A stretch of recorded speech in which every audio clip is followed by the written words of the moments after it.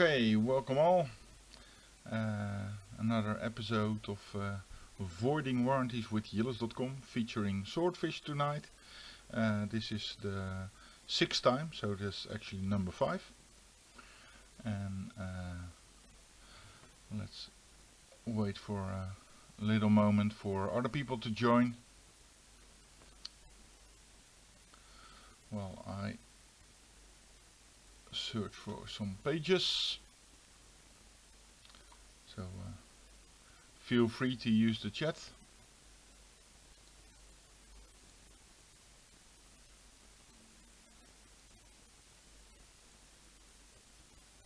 Hey, there you are. So are you joining by... Hey, Crazy. Chrissy, how can we hook you in?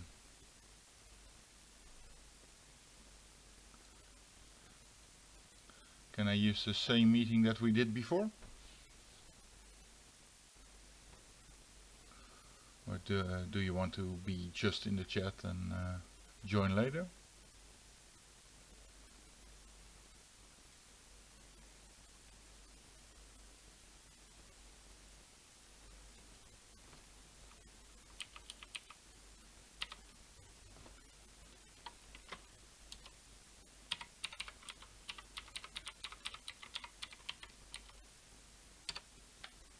Perfect.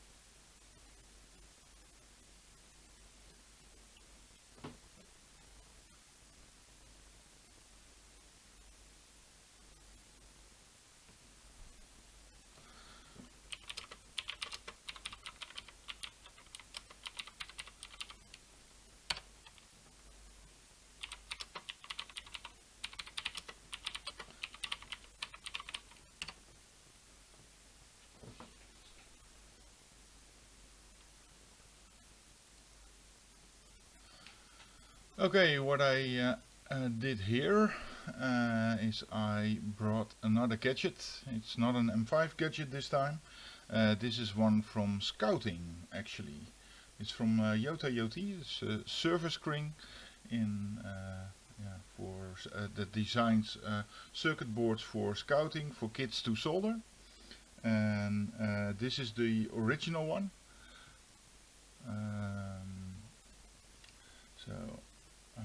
This one is in Dutch, so let me switch to English.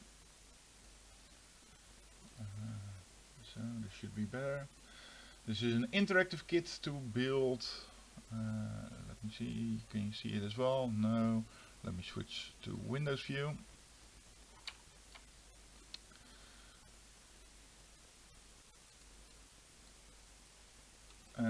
This is an interactive kit to build digital circuits, and it only costs €4.50. I don't know what the shipping is abroad, but this is actually a very cool circuit board, since it allows you to create your own circuitry.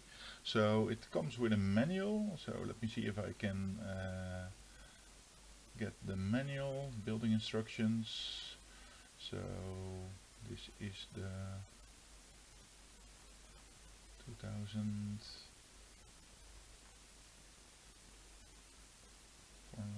2019 construction kits. The E-batch, wild bits. Not the wild bits, right? Is it? Oh, it is the wild bits. So there's a diagram and the use manual. So let me get the use manual.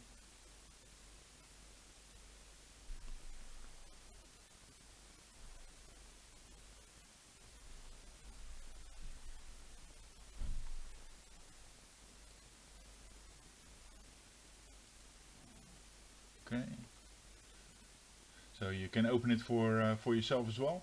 So kitbuilding.org is the website, and you will find the different schematics while I work with Chrissy to join her in this call.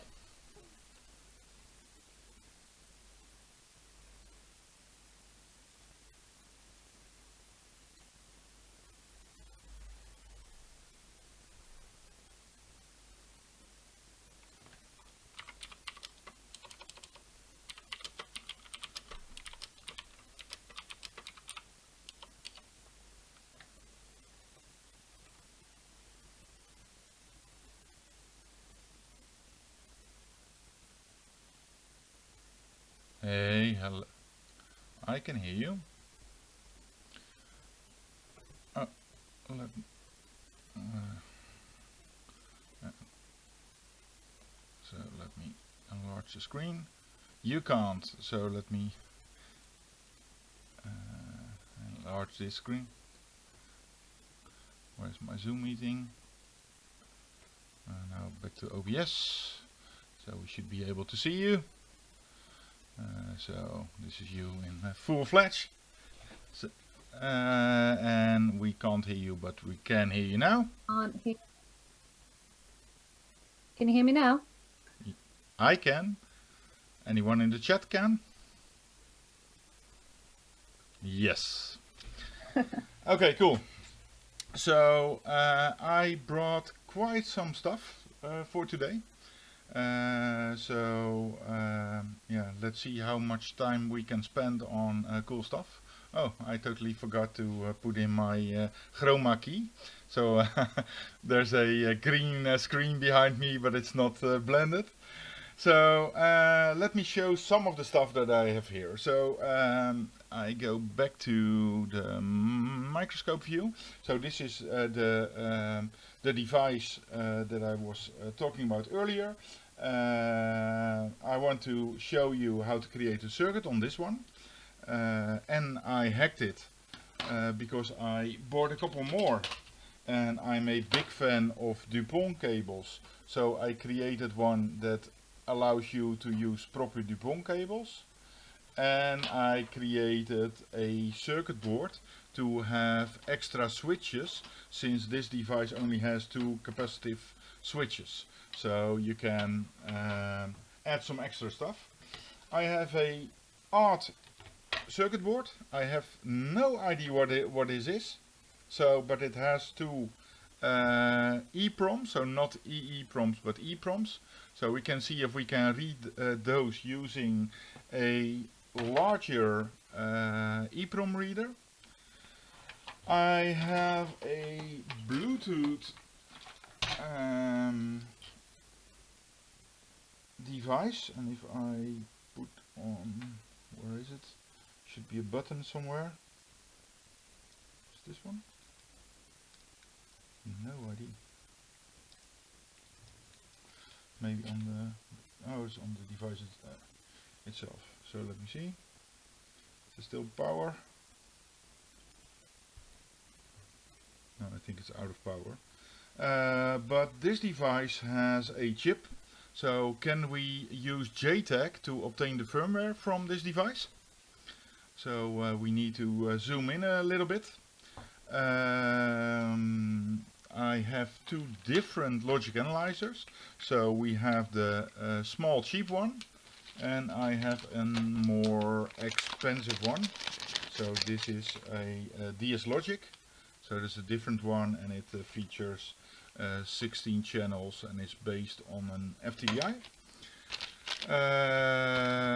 Maybe we can do a clip on, and I have like a really tiny let me see, it's the other way around. Yeah. So I don't know if I'm able to show it. I have to put this one down and zoom out a little bit. So this is the nozzle, and if you put the back, it will come out, and you're able to grab a pin. So there's the crocodile clamps, there's the normal clamps, so I have a few of those as well.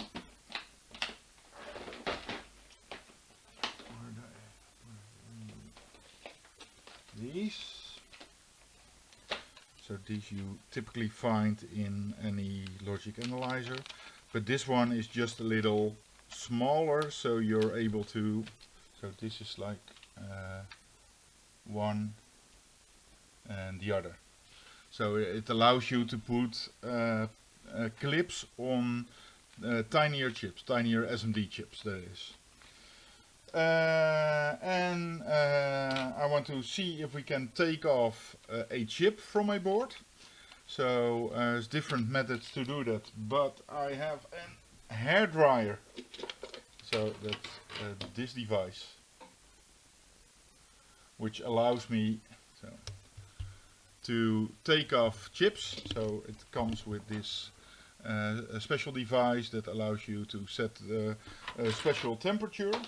And for safety precautions, I use two things. So like a wooden plate to make sure that the heat is not damaging my table. And another thing that I use, which it's here. It's from IKEA. This is a what is it? Something that you use for cooking, for putting in the oven. So what does it say?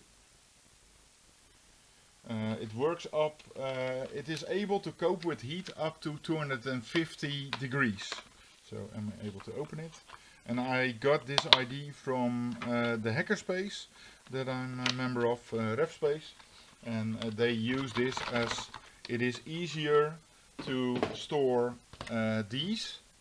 And let me see. Right. This one is brand new. So my wife's actually creating cards and doing stuff with epoxy. So she's using the same one, but this is like a flexible silicon device to do the soldering on. So we're going to use that as well.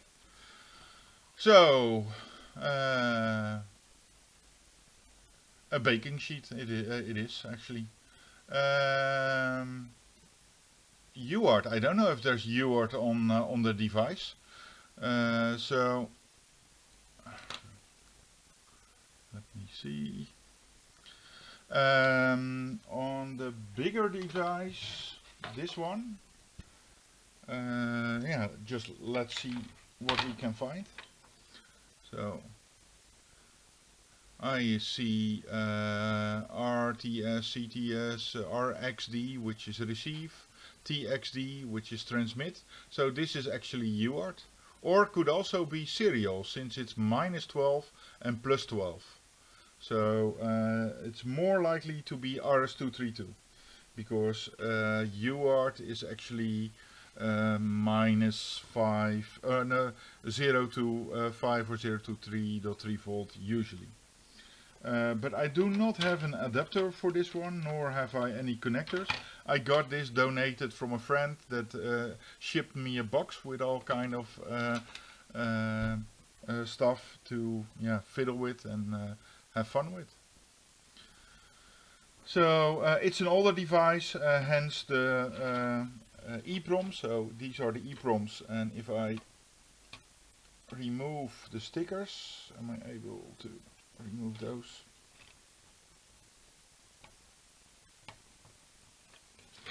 Quite hard. You will actually see the window with the EEPROM. So can I even zoom in a little bit more? Not too much, but you will see actually the that and cool EEPROMs, yeah, correct. Did you see the MAX on the board? So MAX is the serial port for RS232. So it's quite hard to see the stuff. Chrissy, what do you suggest that we do first? What do you fancy the most in regards to hardware? You were saying about trying to do the decapping. That would be really quite cool to observe and watch through. To take a chip off? Yeah, because I'm gonna have to do it myself at some Okay. point. Cool. That'd be fun. By the way, which camera is it that you use for your zooming in? Because it's really good. It's actually really good quality. This is a pen camera. I think I got it from AliExpress for 30 euros. Oh wow. But this one is it is quite good for overview, but not for zooming in. Like for zooming in, I'm using this one. So let me see if I can somehow connect one camera to the other. So I need to put this one down.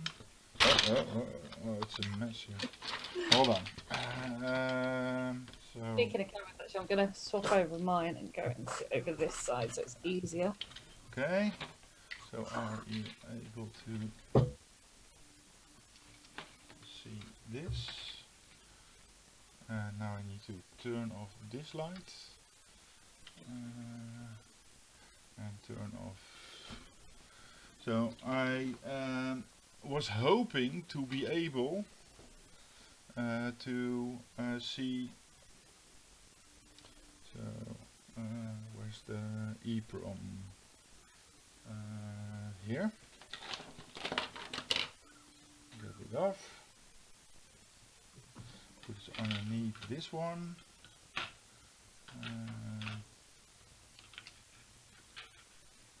Am I able to see it? I first try to align it here, and if I'm able to see it, then I will make sure that you are able to see it too.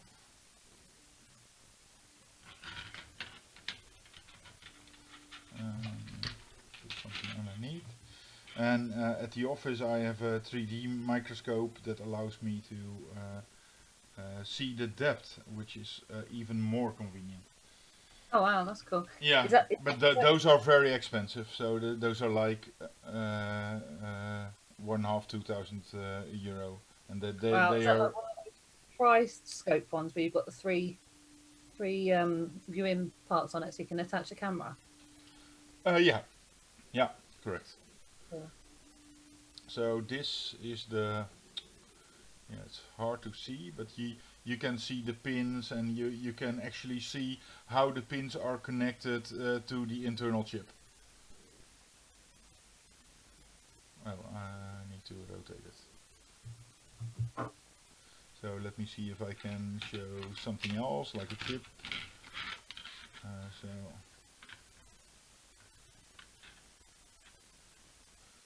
I can shed a little bit more light.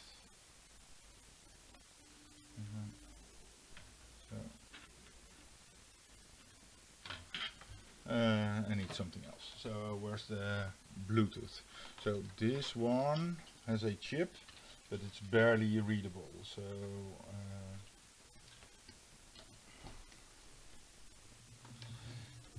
yeah, for some reason I cannot connect both microscopes to the computer. So I was hoping. So it reflects a lot, so it's quite hard. Can I zoom it in a little bit? No, it's quite. So let me see if I can remove this camera and insert this one, and hope I don't break the stream, which I probably will. But then you are able to see things really up close. That's cool.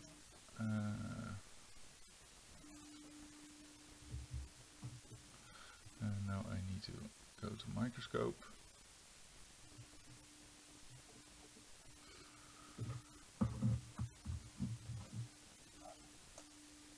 So if I'm both able to do the overview as well as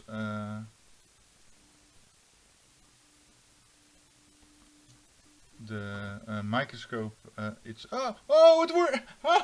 it works, it works, it works. So excited. Okay. Let me see. So I'm able to look at the components, and I'm able actually to read the very tiny components here. So there's a chip here, and if you look closely, and I might need to shed some light from another direction. Here, will this work? You will see. So there's 1, 2, 3, 4, 5, 6, 7, 8 pins on the top side. And if I rotate it one part, so it's here. You see there's 1, 2, 3, 4, 5, 6 pins. So they cut off 2 pins as a security by obscurity method to not allow you, for instance, to do a JTAG. Oh wow. So if you go to this side, top, where are you? Next. So that's 1, 2, 3, 4, 5, 6, 7, 8. Okay, that's a full one, and the last one. Able to see it. It's 1, 2, 3, 4, 5, 6, 7. So they cut off 3 pins to make it very hard to read the data on this device. And if I look at the device itself, and that is quite hard, as it needs a certain corner to read it. So am I able to obtain some sort of flashlight? I can use a camera. Can you do anything about the fact that they've actually removed some of the pins now? Or they actually removed the. So I will show some other things on the other device.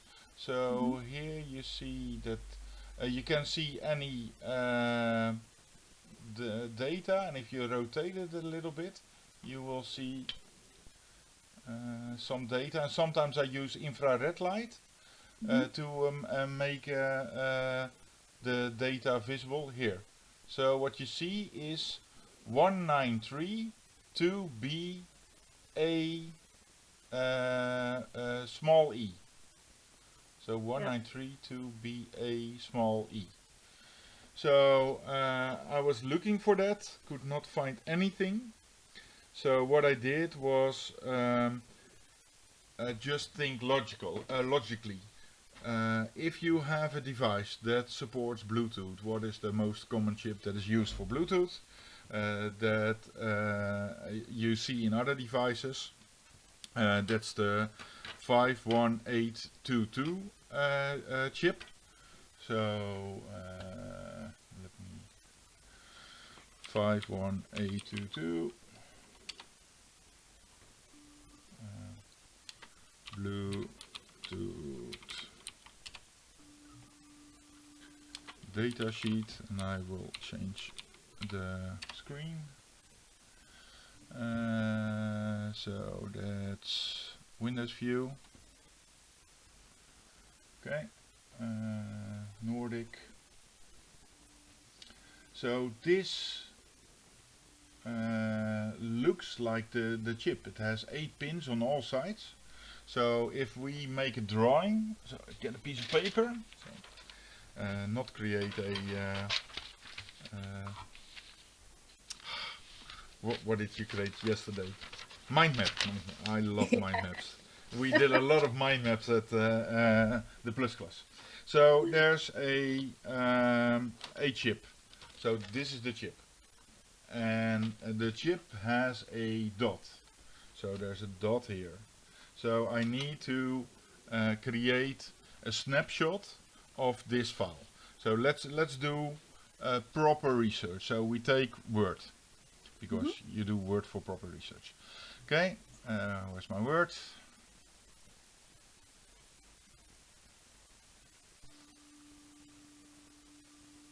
Starting up. Blank document. All fine. So this is my Word document. So I switch to microscope view, and now I go back to the device. So put it underneath here, and there was a dot somewhere. So I'm going to find a torchlight to be able to shed some extra light on the device.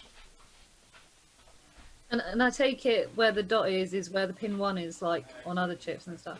Yeah.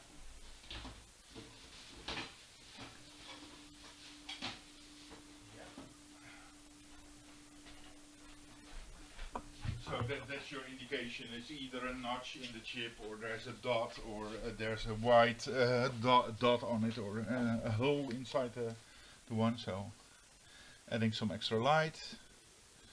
And now I will be able to see it more. So I'm using like this one, the bright ones. So here's the dot, and if I look at the dot, you know what? I'm going to make a snapshot here. So shine light and use the sniplet tool. Snip. Okay, can I put this one a little bit higher to have the entire chip? And now I need to zoom out. Okay.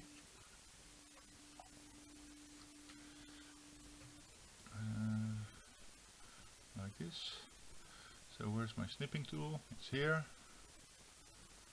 Come on, you can do it. New. And there's my other screen,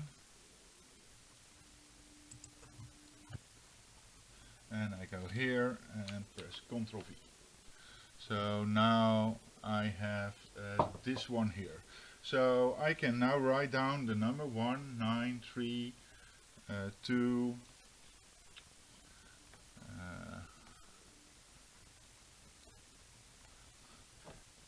it's not 2B A E. So it's like this. So the dot is here and the signing is here. So if I look at the place where the dot is, there are 2 pins on the left. So I go back to the other one, the Windows view. So 2 pins on the top. So if you rotate it to the left, and there's 4 pins on the other side. So it seems that there are 2 pins missing in between. 3, 4. And on the other side, 1, 2, 3. So let me use my mouse. There's 1, 2, 3, 4, 5, 6, 7, 8. So all these pins on that side are correct. So 4, 5, 6, 7, 8. And the other side is 1, 2, 3, 4, 5, 6, 7. So it looks like 1 is missing on the bottom side. Is that correct? If I use the other one, yeah. So there's 2 pins. So I have it like this. 2 pins here, and there's a hole, and 1, 2, 3, 4, 5. And the other side has. So I'm taking you back to the microscope view. Where are you? Oh, different screen. Microscope view. So you see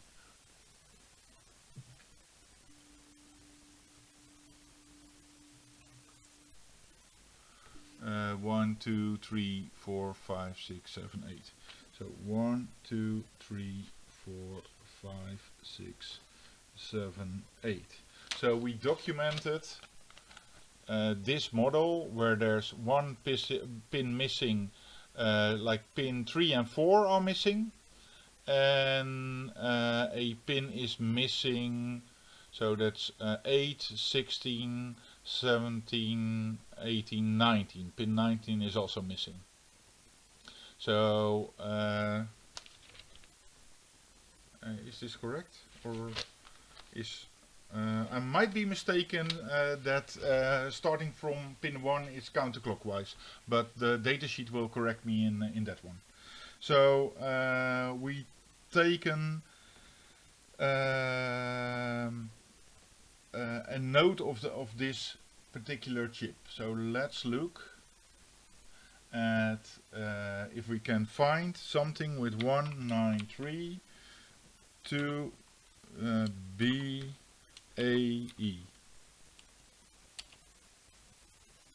and datasheet.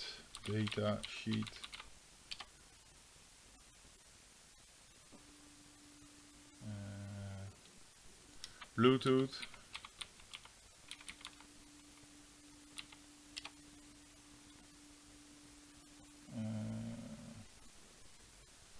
So I'm not running into a lot of proper suggestions.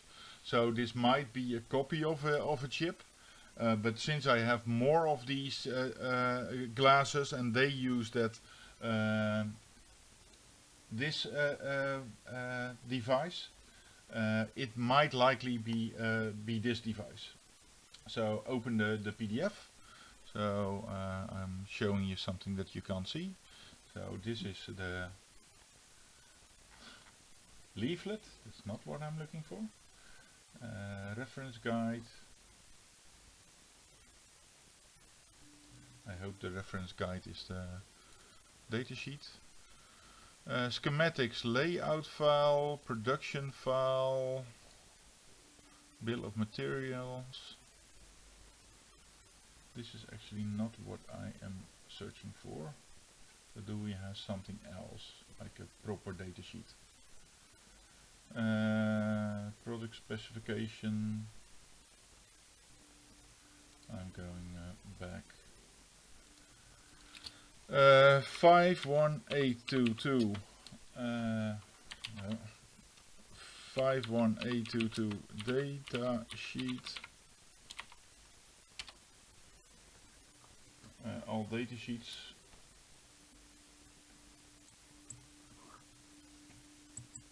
Crazy's just seen something he's put in the chat.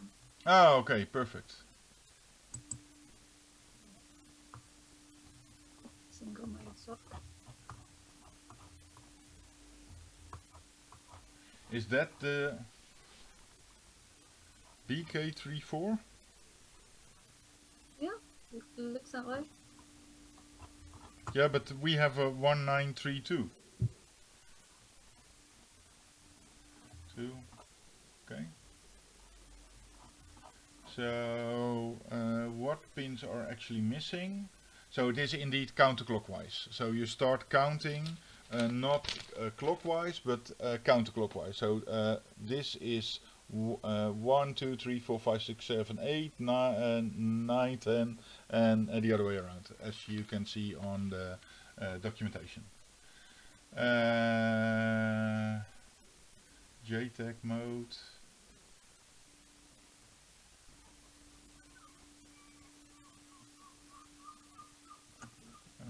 I2C, JTAG. This is not the one. Page 15? Page 15.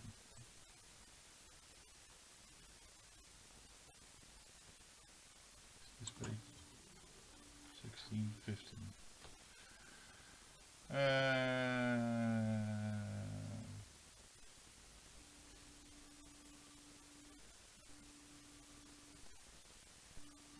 Can I compare it with a 518?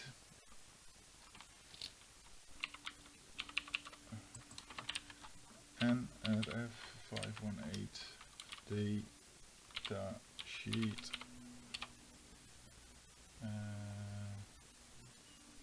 Is this the data sheet?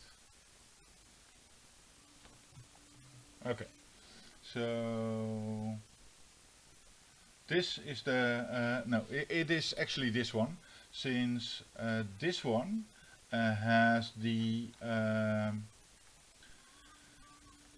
generic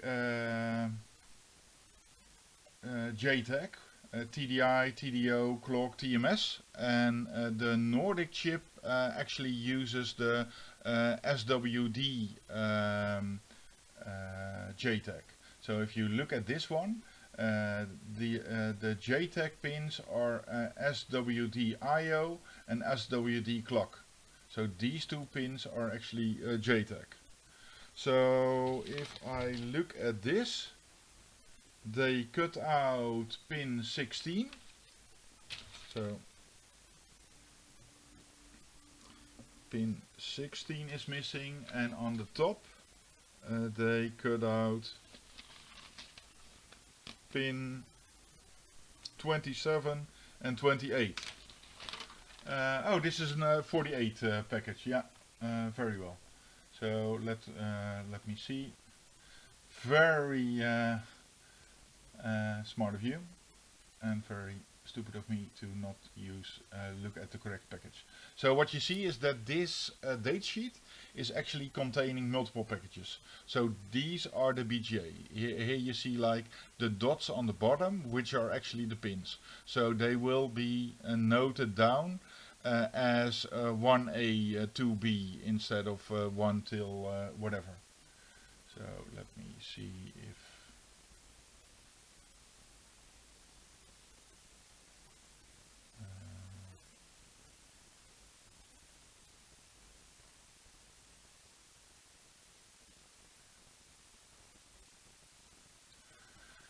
what packages do we have?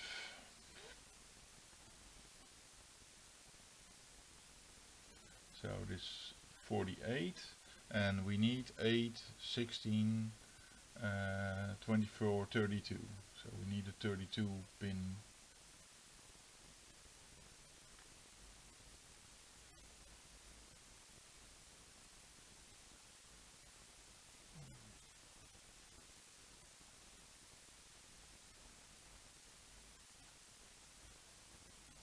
Okay.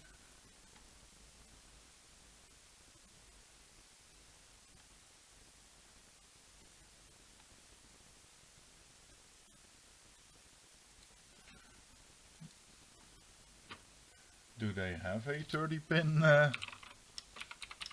NRF51A22?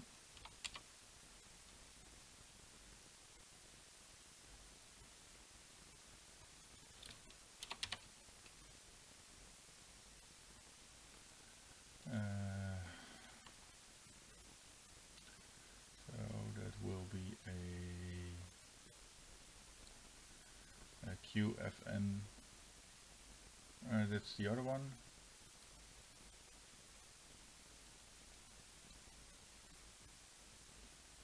Oh, okay. 51802 instead of. Thank you.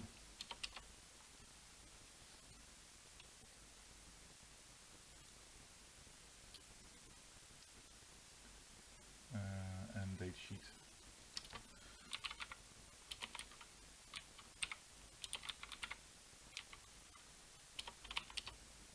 I have this tile that states that I should read stuff instead of assume stuff.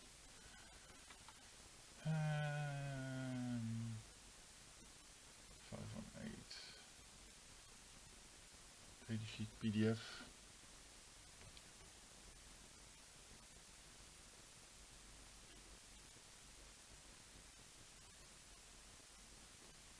See link here. Okay, thanks.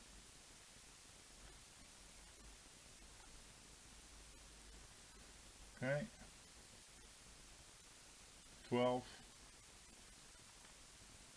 and 8. Okay, so if we look at this again, then what is missing? Pin 16 and pin 26 and 28. So still not the clock and SWD I/O pins that I was presuming it would lack. So on this board I noticed some pins. So these are all the LEDs that you see. So go back to the microscope, and here you will see the connection. And I did not understand the connection at that time, so I see a VD, a K, a G and a V plus. So could be voltage and VDD ground, but what's the G and the K? Didn't know, but I run into these pins on the top, and these state VDD. Can I make it a little bit more clear? Maybe from this side. So reset, EK, ED and ground. So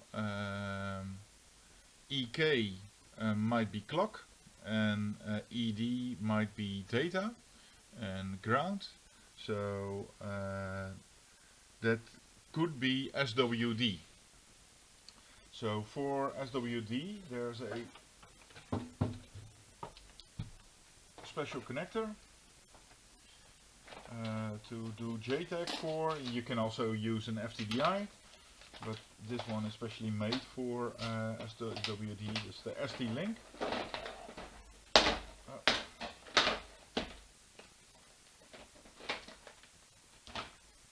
Where are you? No.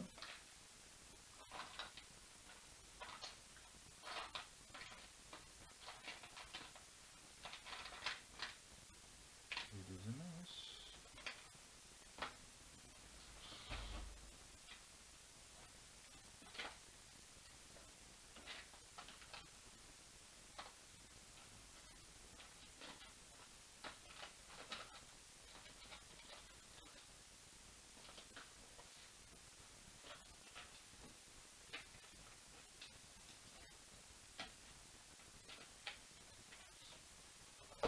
For some reason it's not in my case anymore.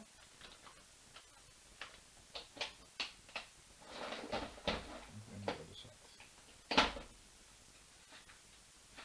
No, this is just soldering stuff.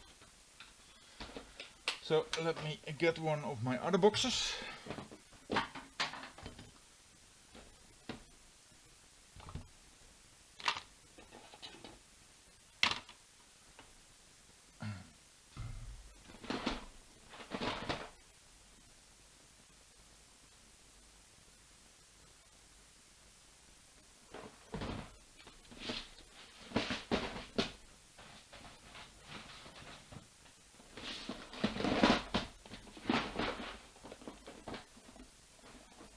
And here it is.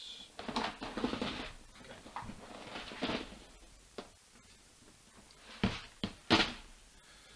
So this is the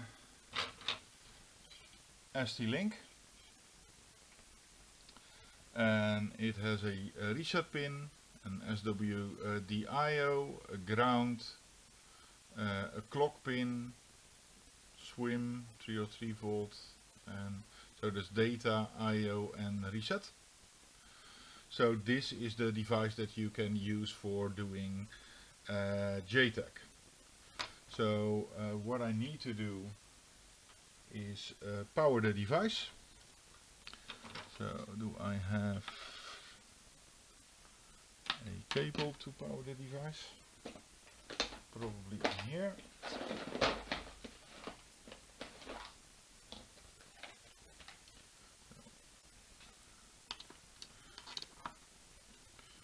Insert this one here, and now I'm able to boot it. Where's the...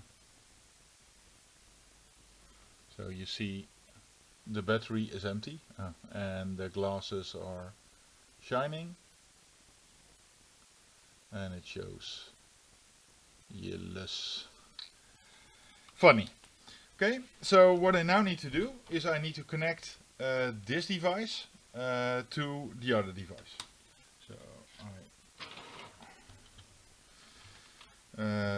since the plate of this microscope is aluminium, it might be conductive and create a short circuit, so I use paper underneath, and now I need to connect all the wires. So let me, since I'm not able, so let's disconnect this one. Let's first look at the pins.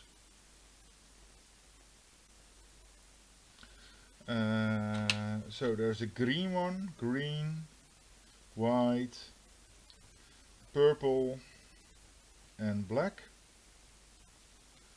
So let me see.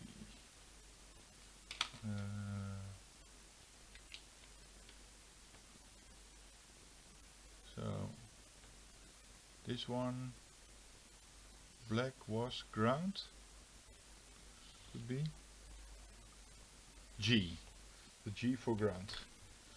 Black is G, and then we have ED for data, so ED, and EK for clock, EK, and reset. So those are the pins. We want to be sure that data is actually, that ground is actually ground, and we can do that by first turning off the device and using a multimeter. I have a tiny multimeter.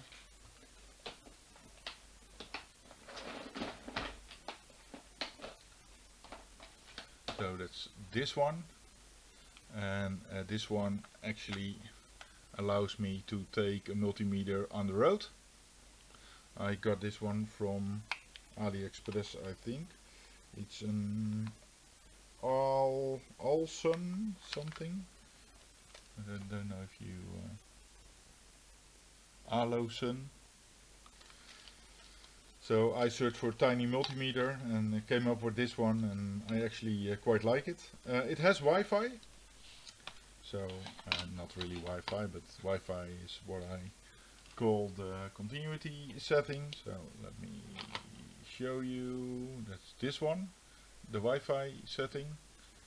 And if I put it on here, I still need, since the screen will show that it's a diode now, I have to press func again to make it show the sound symbol, the Wi-Fi symbol. And if I now use, so it's barely, you should be able to hear it now, like hear it beep. So I can hear it beep. So what I do is I go to the ground pin, the one that I assume is ground since it has a G, and I connect it to the ground of the battery. So am I able to get my hands on that? This is another ground.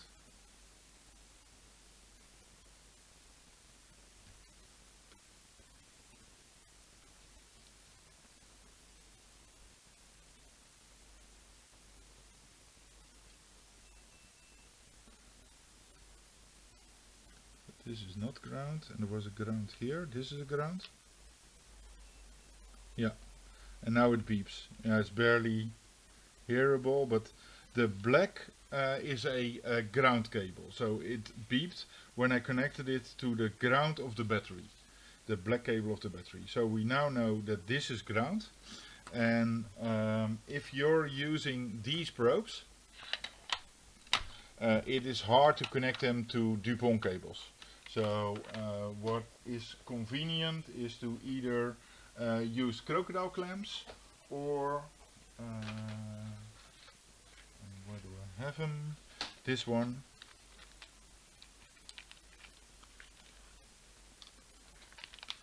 Use these clamps.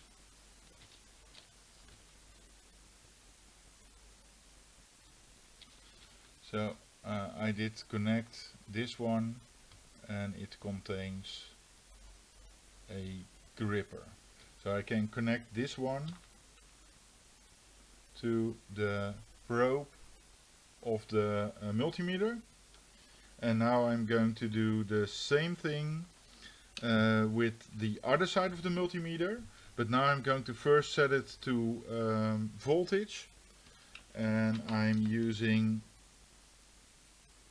one of the pins. So I took white is clock, so connect it to the clock, and now I look at the reading of the multimeter, which is barely readable. I think I can better show you like this. So this is 3.09 volt. So on the clock it is 3.09 volt. So now I'm going to the data, which is the purple one.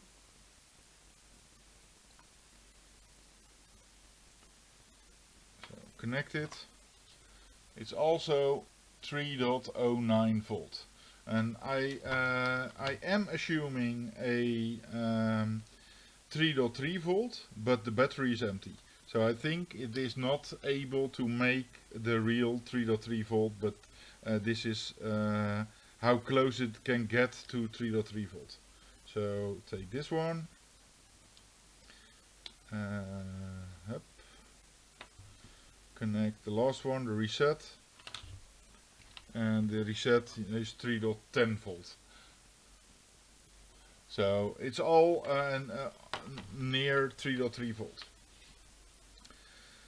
So this is not 5 volt but 3.3 volt, and it cannot be 5 volt, or yeah, it can be, you can have an up converter, but the battery that's been used is a LiPo cell that's 3.7 volt, so that's likely 3.3 volt.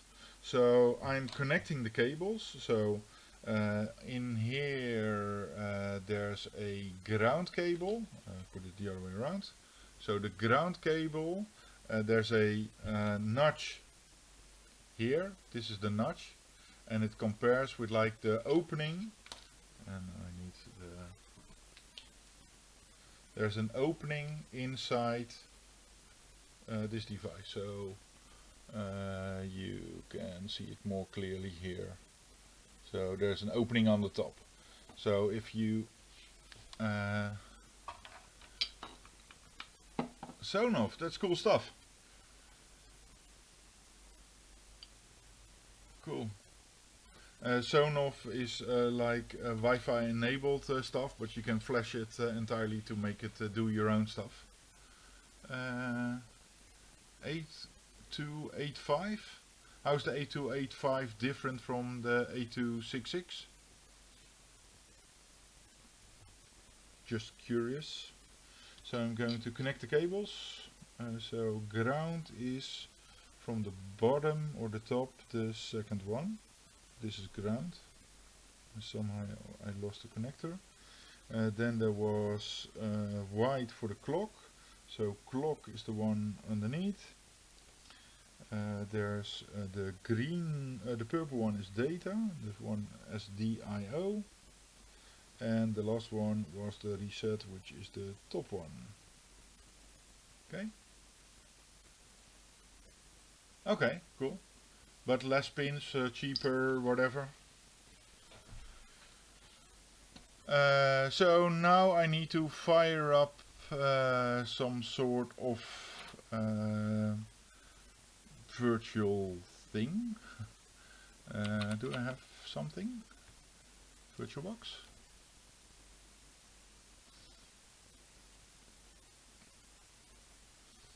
Hope it's able to cope. Okay, there is a newer version, yeah.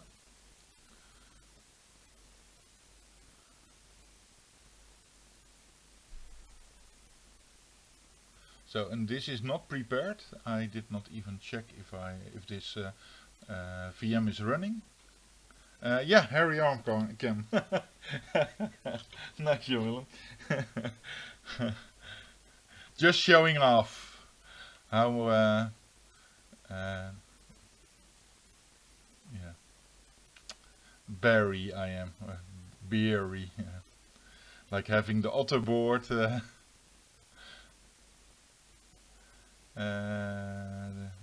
Okay, hold on.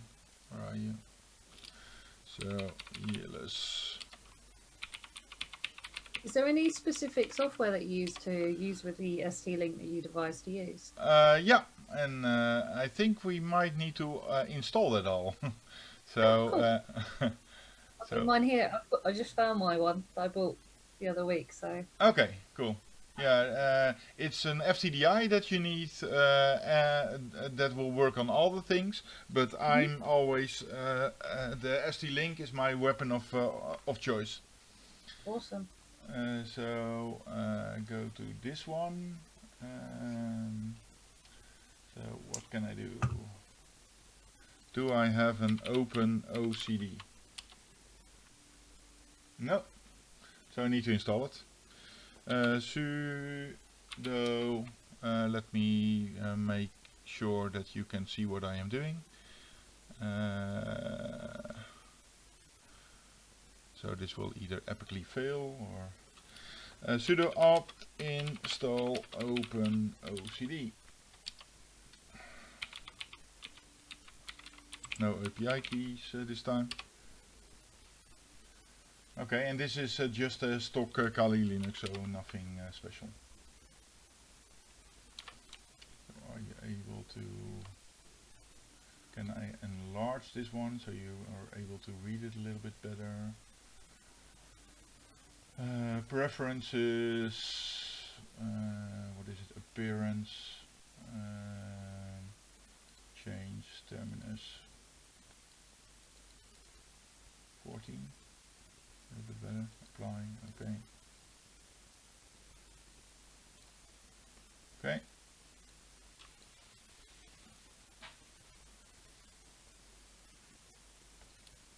Selecting previously unselected package OpenOCD. So OpenOCD. Yeah, that actually does something. It gives me an error. Okay, cool. So we need to figure out how this works.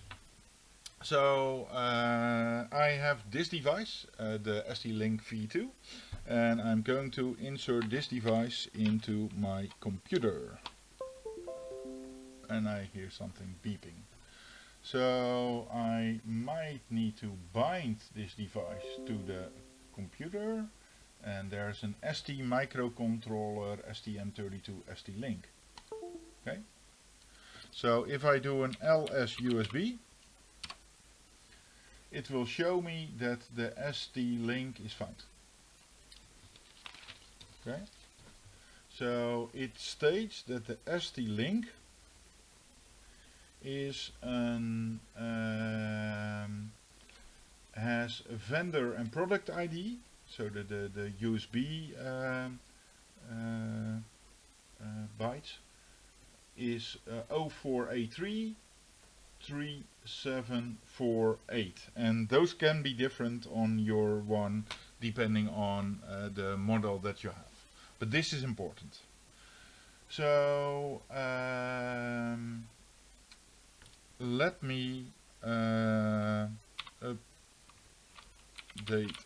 db and do that as sudo.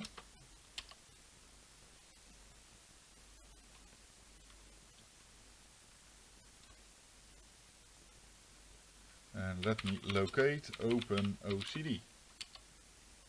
So here are my OpenOCD files.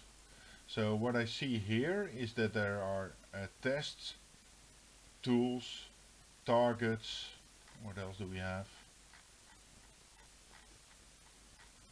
A lot of targets, interfaces, And at interface, you will see JTAG key, Hilsler, Floss, Bus Blaster, USB proc, U-Link, but there should also be an ST-Link here. So let me see, STM stick.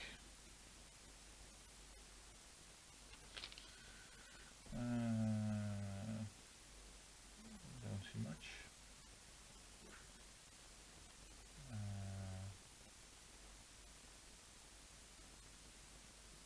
STM chip board, ST Nucleo. So you see a lot of devices that are yeah, open source hardware and software, so you won't find any sorry, is this better?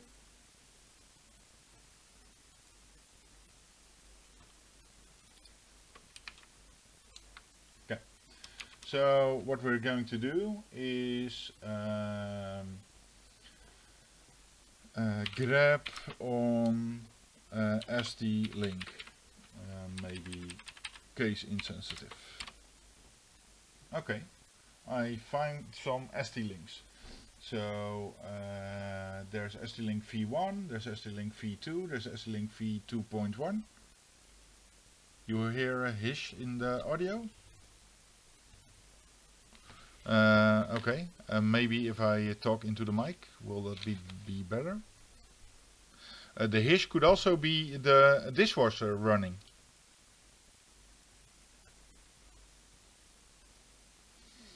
Okay, so we're going to find out whatever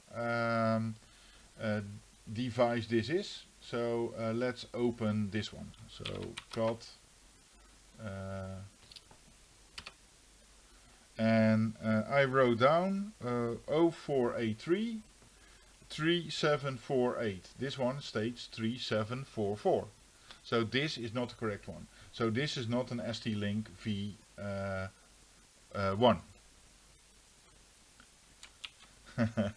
After so many years. Okay, got. So we had a dishwasher for years, but I refused to get it fixed or get it replaced, and because I really like doing the dishes, but my son actually hated it, so he wanted to spend his own money on replacing the dishwasher. But in the end, he fixed like all the plumbing things, and we bought a dishwasher. So he's very happy now. A dream come true. So 0483 3748, and this is 374B. Okay.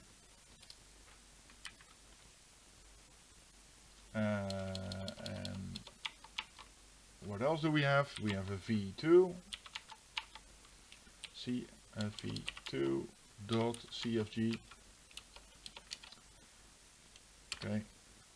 And 0483 3748. So this is actually the correct one. So if you want to do this, you can actually say, well, what is my LS USB? What is my VIT-PIT? I do a grep min ISRA.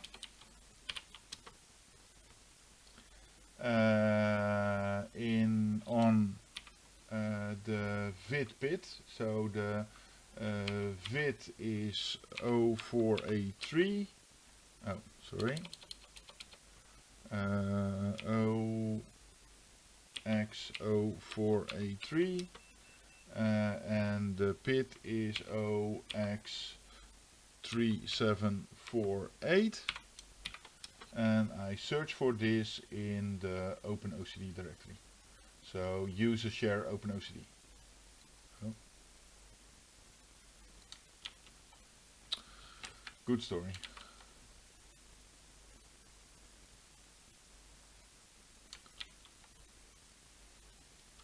One. 2. So this will state that this is actually in this file. So if you do an LS-USB, you will be able to find this more easily. And if you look at the different files and not only at the device itself, it will state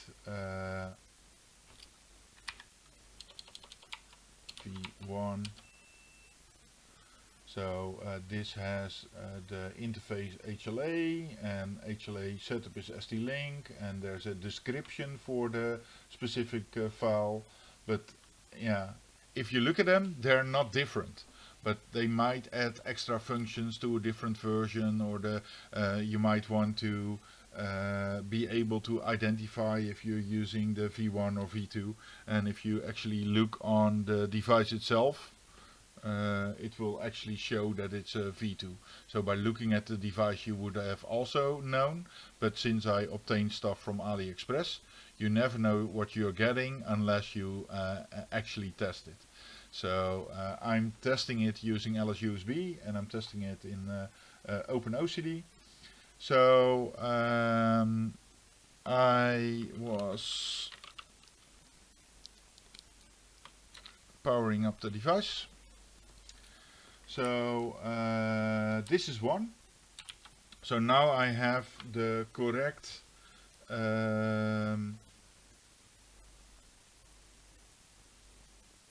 actively cloned. Sebas, a question. This is a chip that is called 1932BA in uppercase and an E in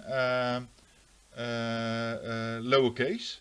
And I assume that this is an NRF 51822 or 51802. Are you familiar with these?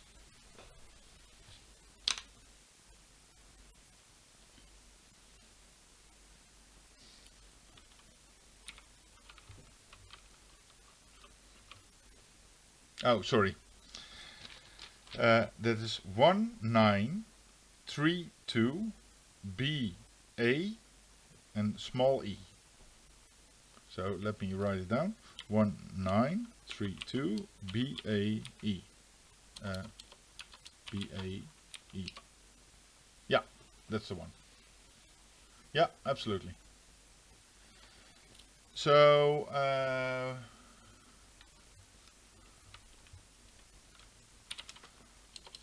now I need to, there's two parts of using OpenOCD. So the device uses an interface to connect. Yeah, I expect it's either an NRF clone or something. It's used in Bluetooth glasses. So you need an interface, and that can be either an FTDI or a Segger or a ST-Link.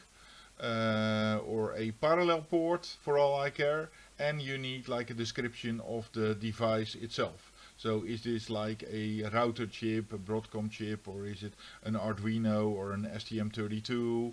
And those devices you need to specify in OpenOCD. So OpenOCD, mon OpenOCD. So what I can do is I can use -f to include a file. So let's do that. OpenOCD, and I'll add the ST-Link V2, this one, -f. Okay. So now it reads, but it does not have a device that it is connected to. Hey Joseph! So I expect it to be something similar. The volume in Chrome. For the okay.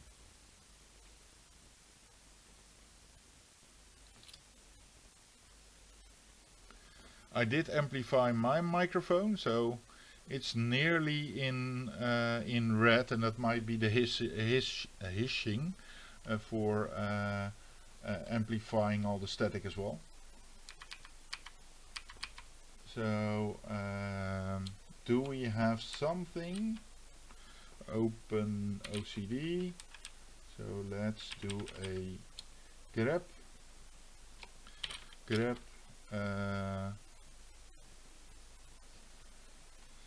NRF in OpenOCD and dash ISRA. So there are some NRF 5.2s, 5.1s. So yeah, let's take this one for instance.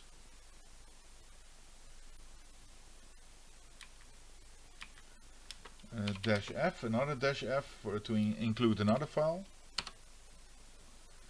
So I need to select a transport method. No, it's already selected. That's SWD, and that's correct. Target volume is okay, and it's unable to connect to the device itself. So let me see if I can turn the device on.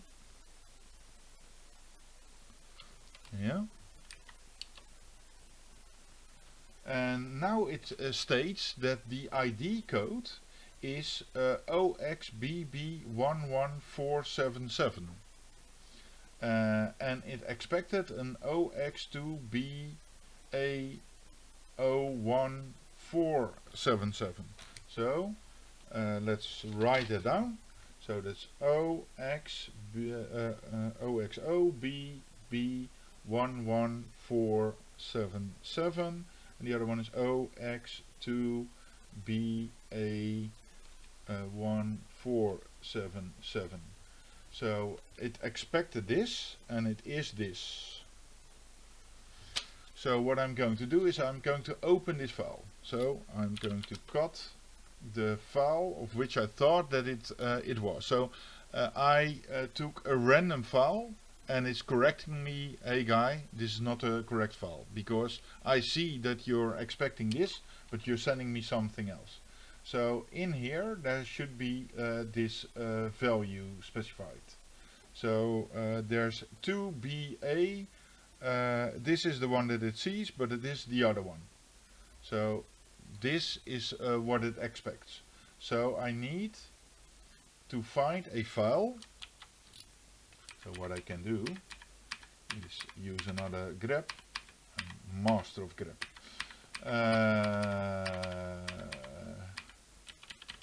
Do you know Control R, Gilles? Yeah, I know. And go here. So I'm searching for CPU ID and OXOBB11477. Okay. That states that it's not an 5.2, but it's actually either an PSOC C4, an NRF 5.1, an STM F0, or an LPC1. Let's try the NRF 5.2, as I was expecting a 51822. Oh, I was expecting a 51822, and I selected the 5.2. So it's probably the other one. So okay, do the other OpenOCD. So I selected the device. Hey, something happens. I'm not getting any prompt. So it works. Yeah, this is reverse engineering searching. So my OpenOCD is actually working. So this device is actually connected to the device. But to be able to connect to this, am I able to, yeah, and can I take make another one.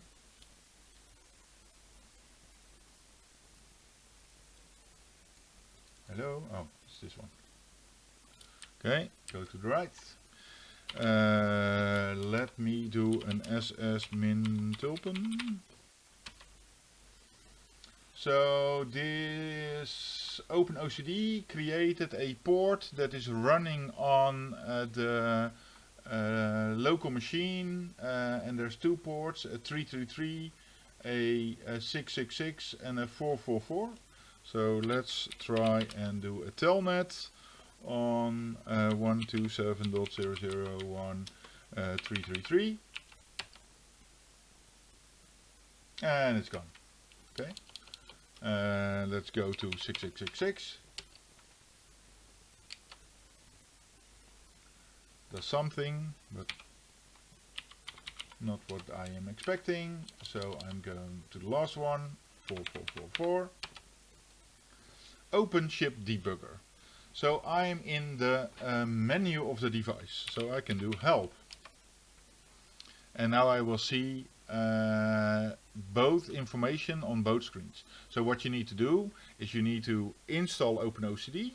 You need to get yourself a device that allows you to do a connection to the device, either via regular JTAG in an FTDI or via SWD JTAG in an ST-Link. You need to find the correct interface, and if you specify the incorrect one, it will correct you. And if you have that, it will start a server, and you can connect to the server by going to Control D, I think, exit. The telnet to local host on port 4444. Okay, so what can I do? Help. So let's make this one smaller so we are able to see what we are doing. So what options do we have? So there's a lot of options, and what you see is that there's also a lot of options that start with NRF51. So if I know the correct chip, then I will be able to have an extra set of commands that are specific for this specific chip. So I can do flash load, debug, ARM stuff. Was there something like reg? These are the registers of the device, so similar to GDB, but I do not see a lot of information. So what I need to do is I need to halt the process first and then do a register, and now I will see the actual content of the registers. So I can also reboot the device init. Let me see, yield. Help. Let me see. There was a way of reset, I think. Reset, run, halt, reset. So now it should reboot the device. And if I look on my device, it is blank. So for some reason it does not come up. So I might need to manually. Oh.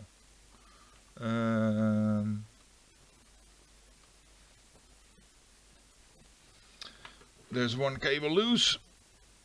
Reset is the top here. Okay. And connect it again.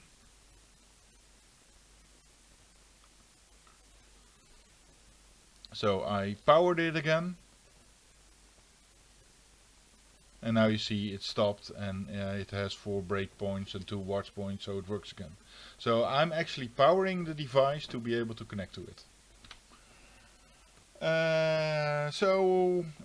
What can we do? Help. So I saw there was like something flash and dump image. So dump image sounds interesting. That's something that we can use. So dump image has a file name, an address and a size. I have no clue. Good luck with the Campzone badge. Epic badge, by the way. Again. So dump. What was it again?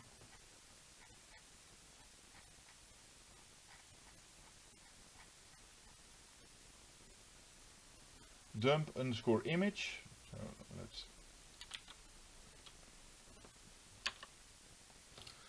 dump image file name glasses.img and an address OXO and a size, don't know, OX 10,000.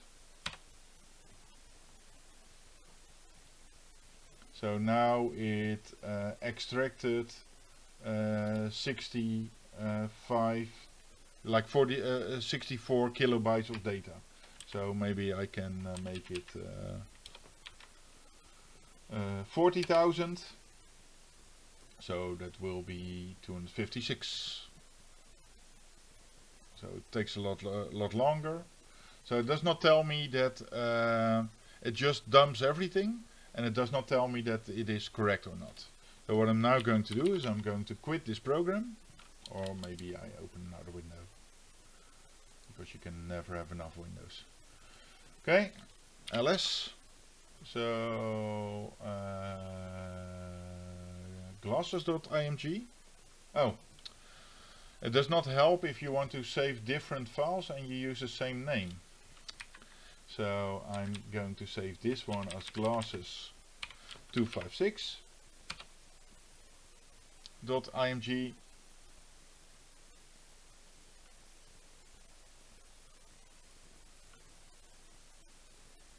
And I'm going to save this one as glasses64.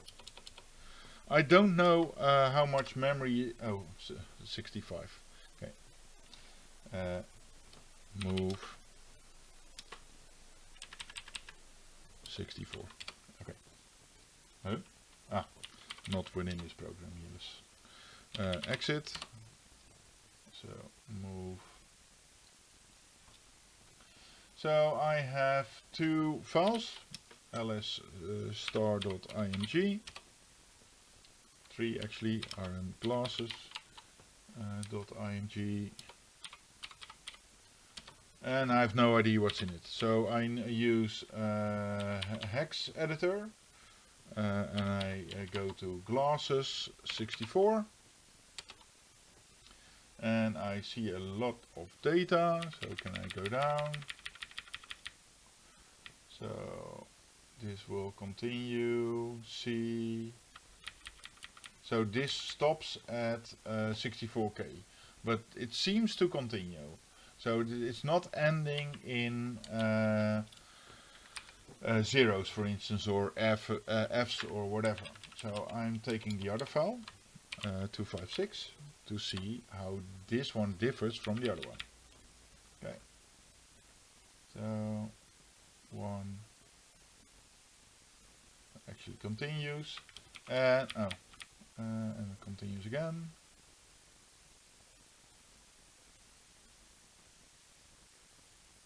And here it stops. So it seems to stop at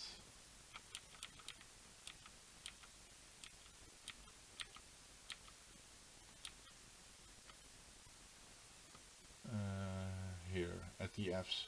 So 28520. If you convert that to a decimal, you will be able to sorry, control plus. Okay, better. So I already see like readable data, like glasses. So hello, we use our famous hacker tool strings. glasses.256 things almost .img, and we see information here. So hard fault editor,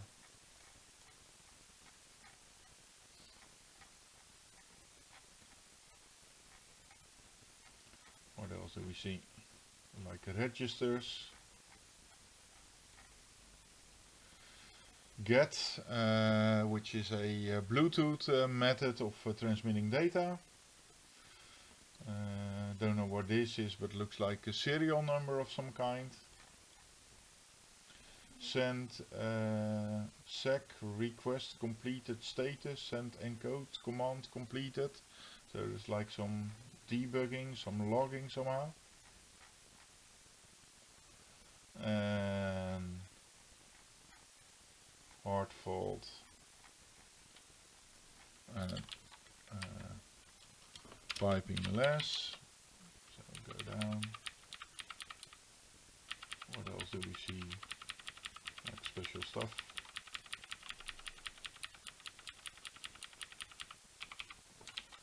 But this is not a device that has a U-boot and that has a busy box and a file system. This is just a microcontroller that runs a Bluetooth method. So this is probably all code. So what we can do is, or what you normally would do if you run into firmware, is do binwalk dash uppercase E and go to glasses256.img, and that will draw a entropy map of the firmware. So if that will show you a flat file, so let's do a Ctrl C tar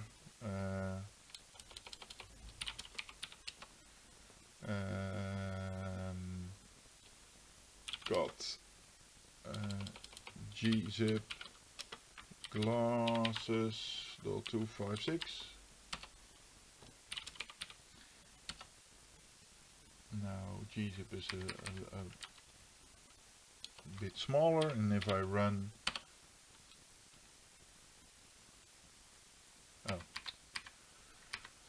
binwalk again on the gzipped file, you will see a file with a high entropy. So this file is either compressed or encoded. So I used compression to illustrate that not always is it encoded, but if you see something near 1 or a straight line, that's something that you cannot read. So you need to apply a decoding or decompression method to it. So okay, let's quit this. Gunzip glasses. So do it once more without the gz, and you'll see the change in file. So the one on the bottom is like empty parts in the file. Okay. What else we can do is use this one to see what's inside the file. Inside this file is MySQL, and if you see MySQL, then you're probably not seeing MySQL, because MySQL will be the first thing that you will see whenever you have an unreadable file or a binary file that will show MySQL. So this is not something that you can use, but you can actually take this file, open it up in NSA tool, Ghidra, and look at the code not in assembly but in C. So this illustrates the steps of probing the port, looking at the pins, getting the connection, starting up OpenOCD, and reading a chip. So I think that's something we can work with. Shall we try and read the EEPROMS, like the old EEPROMS, to see what they contain? Is that fun? Or not? Yeah, this has been really handy as well. You know, I've got the same version of yours. I've just run mine now. Yeah. Had to wait for OpenOCD to actually install, but this has actually been really useful to learn. Yeah. I'm making as I've been going around. Yeah, and like the UART is already a step forward, since you can see a lot of information, and it's very helpful in data exfiltration. But this actually allows you to dump the entire code, or alter code, or connect it to GDB and debug code. Would you say it's a good idea to perhaps join the ST link to like a device like an Arduino or Raspberry Pi or something, just to make sure that you're reading something before you start then going on to actual products and looking at that sort of stuff? Yeah. It is always good to check your devices. I've run into situations where I am testing multiple things, like is my gear working? So for this one, let me see if I have the board here. There's a special board that you can buy. It's this one, which is a development board.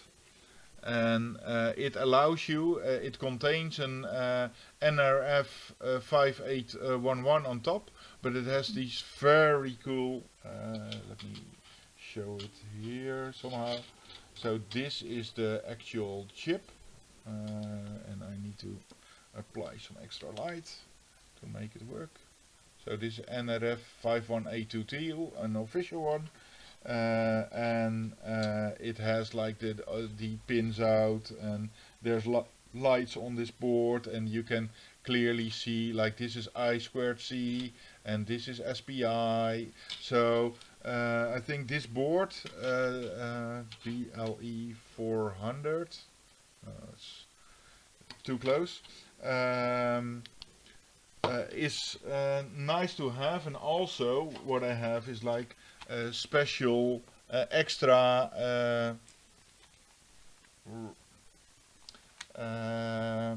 piggybacks to replace them. So I went to the training of and I will mispronounce his name. Let me search his documentation. He did a lecture, Slavamat. I'm sorry for it's kind of rude, but hardware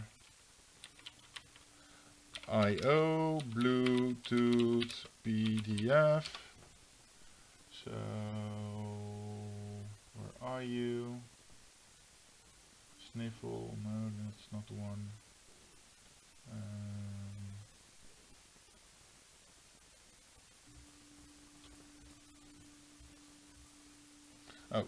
Yeah, I'm sharing the correct screen. So hardware I/O. Why am I searching in Bing?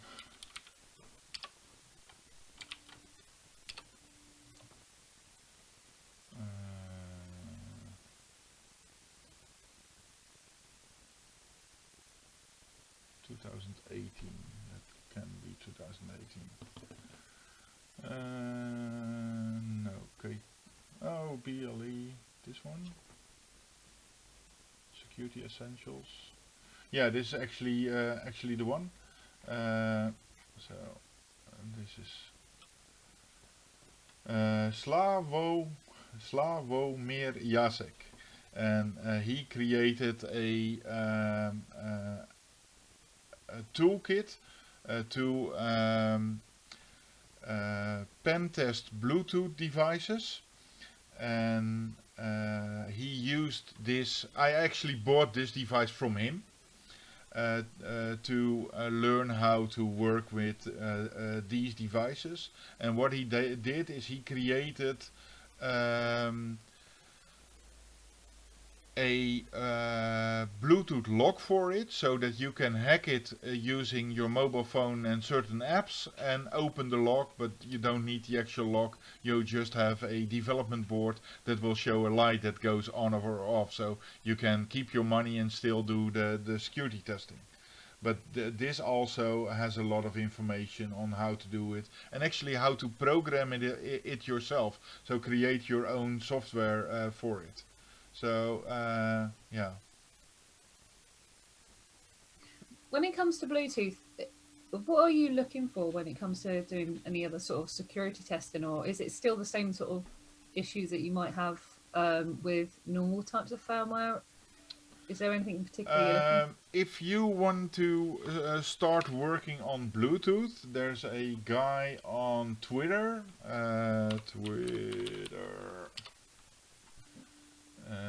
His name is Hagnar. Where are you, Hagnar? And he built a CTF for Bluetooth.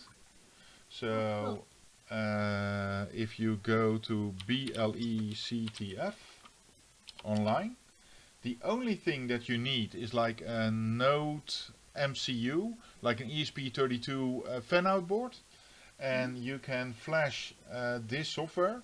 You need to set up the tool chain for it.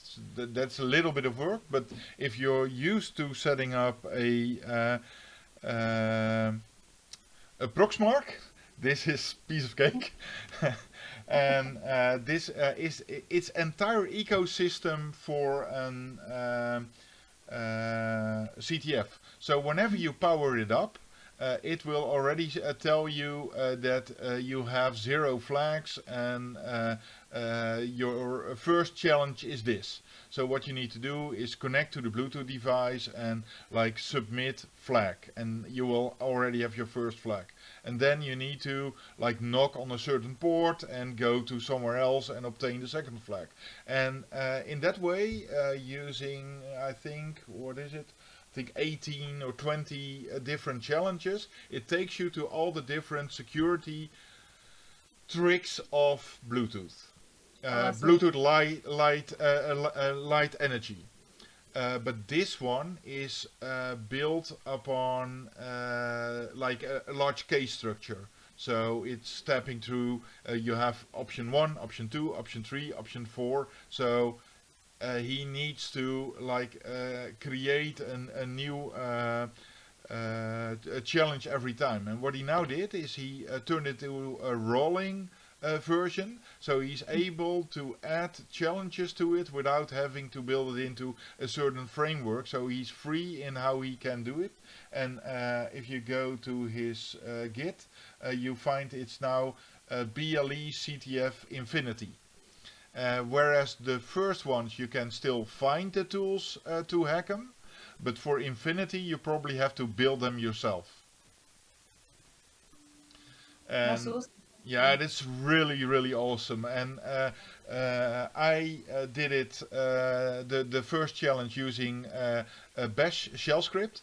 Jurre used Python, but you can use whatever is close to your heart to solve these challenges. But it really helps you understand like the secrets of Bluetooth. I've had a little play with Bluetooth before. What I did is, because it's quite hard to sniff, but you can actually get like 3 microbits. Yeah. And almost like triangulation. Yeah. And you try to, I guess, intercept the signals or listen to them. But another thing that we were doing was with like emulating the MAC address. Yeah. So you were receiving it. That was another thing. I had some like little ear pods, because you can buy the ear pods off of Amazon, which are the same as the iPad or like the iPod type, but they're not as secure. So because they've done a lot of work of actually trying to secure, because one of the things we're thinking about is, okay, how can you intercept that traffic that's going between the device and the Bluetooth earphones? It's really cool. Yeah. And actually the microbit there's a special firmware for the microbit to. The thing with Bluetooth is that you're only able to hack it or intercept it when you are at a pairing process. That's why you need like either 3 microbits or 3. What is it? Where do I have these ones? These sticks. So you can also have these 3 running, sniffing on the port. But there's a microbit program, a special firmware you can run on microbit to sort of de-authenticate the standard connection, to force it into a pairing again to make it work. And another thing, if you we worked on this one, so where's my Git? Hold on.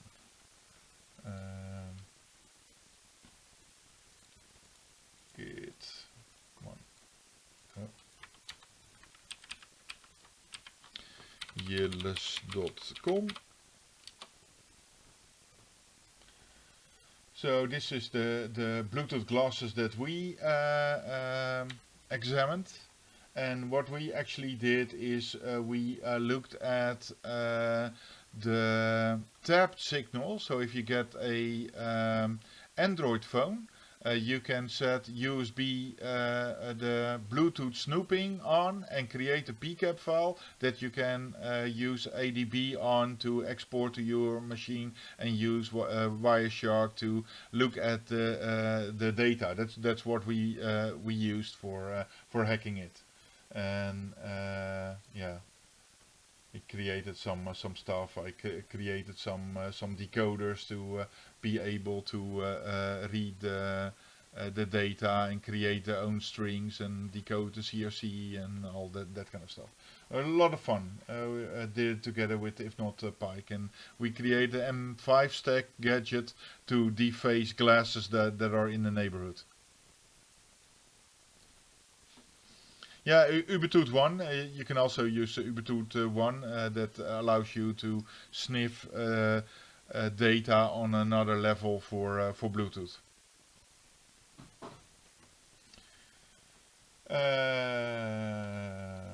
What else? Are we going to read EEPROMS? Why not? And we're going to solder. That's what I promised.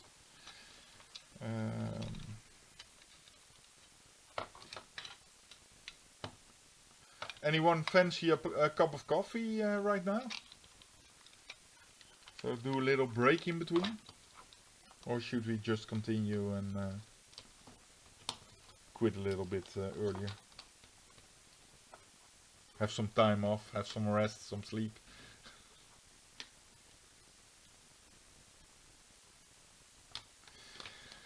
Okay, so I think I have the software installed. Sleep, who needs sleep? Yeah. Thinking something stronger, yeah. What is the name of the software again? TL... No, I don't know.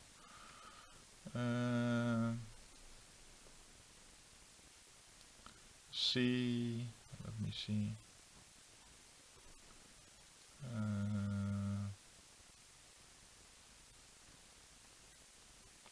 Exif tool.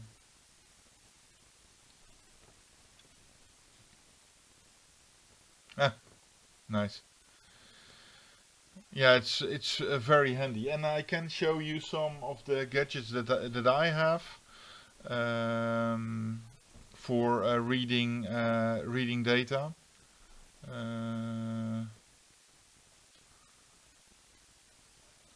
I totally forgot what the name of the software was that I'm using to... Oh, Mini Pro. Mini Pro is the software. So I need to get my hands on a USB cable. There's one in my label writer. So steal that one.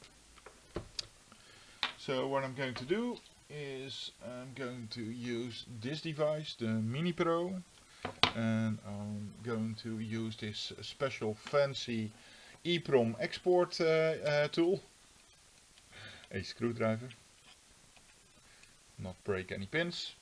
So, and now I'm going to insert it here, and there's a notch. If we look here, where is it? Light is a thing here. So there's a notch here, and on the side you will see there's the notch notch or the dot should be on the top side. So there the notch is actually on the good side.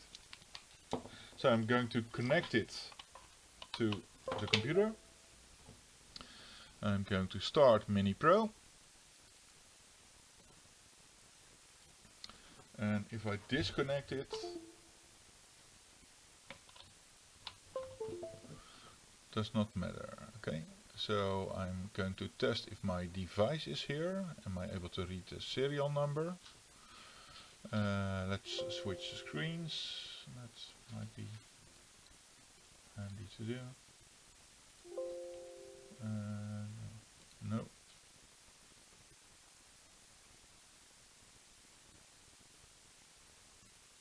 Yeah, they need some. I'm probably not able to enlarge this. So let's see if I can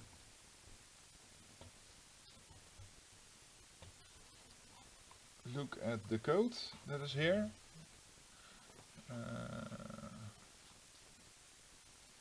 So that's ST is the brand name. ST. 27C101. Okay, select. And now I'm going, and you see that it is using 13.5 volt, 6.25 volt and 5 volt. So depending on the EEPROM reader, like if you have the CH341, that only has like 5 volt and 3.3 volt. But there is like a piggyback for that one to be able to communicate at 1.8 or 2.5. I can show you later. So now I need to read it. Read.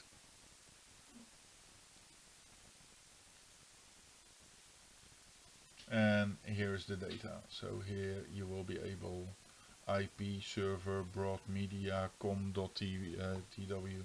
So you will be able to read this data. So what I can do is I can save it. Save.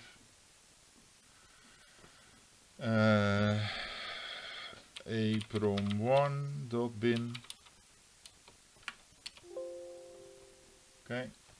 And there was another one, so take that off the board as well.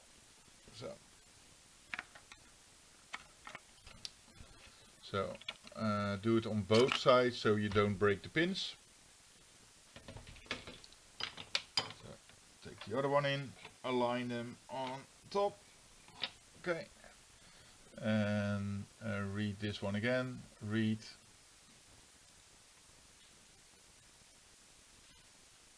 And I don't know if this is a mirror or if this is like the even bits and the other the odd bits. Don't know. Read finished. Does this have any readable data? Don't know. Let's just save it. Okay.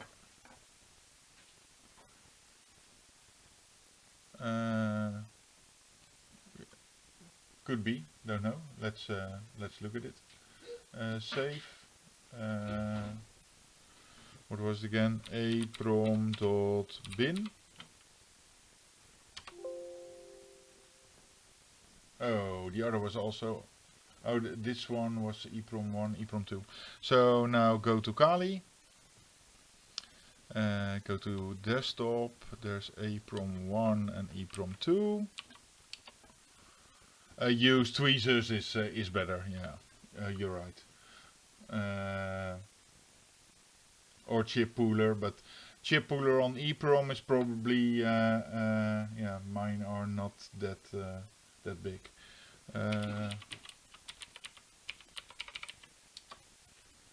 Okay. Where are you? So EEPROM 1 and EEPROM 2.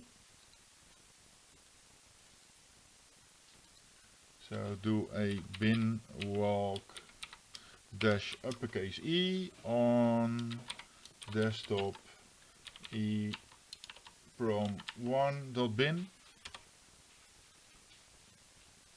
So this looks like normal data, no flat line in the top. So all fine here. And do the other one, EEPROM 2.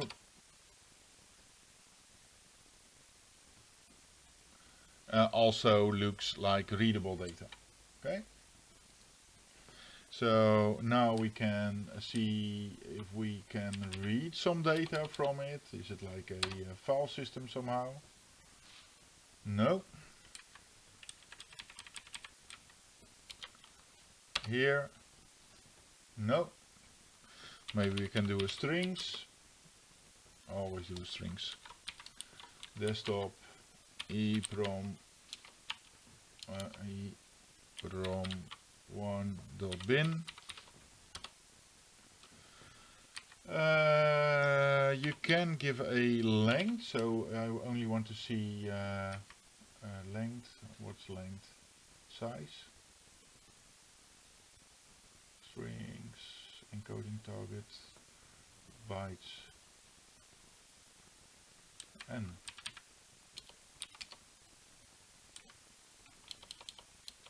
Dash n10 dash n10. Okay, so now you see everything that's larger than a certain value, and I see Davicom V34 Fax voice modem, all kinds of baud rates in here. Carrier detect, this looks like an ancient device. I see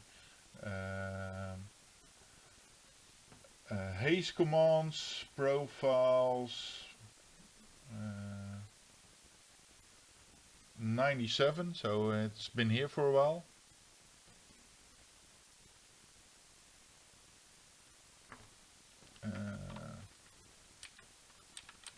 Maybe if we dash 8, you say? No, it's dash n8. Okay.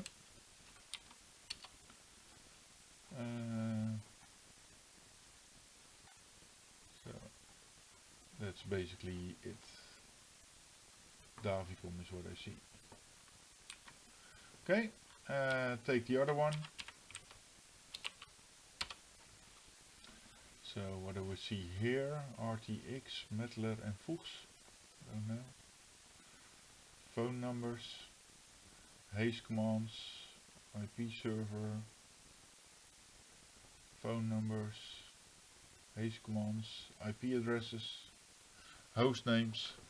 So just by dumping data out of chips, you will be able to have your own escape room and have a few days of fun getting through all the data, collecting all the evidence, walking through everything in Ghidra or EDA Pro or whatever. But I just want to show you that you can read those EEPROMs as well, and does not always need to be like the small fancy EEPROMs. Oh, if you look here, oh, where is it? No? Did I just close it? I think so. Yeah, I must have closed it. I saw CISP in the code. So, yeah. Must be coincidence. Okay. Yeah, I think that's one thing. Do some chip off. So what can we take off? So what do we have here? Am I able to find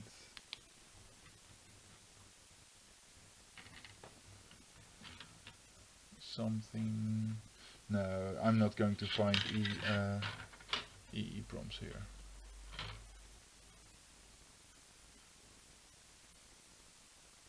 Nine three LC. I want to know what this is. 93 LC.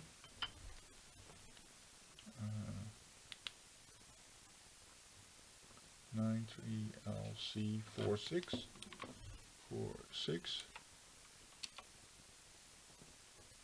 This is actually an EEPROM.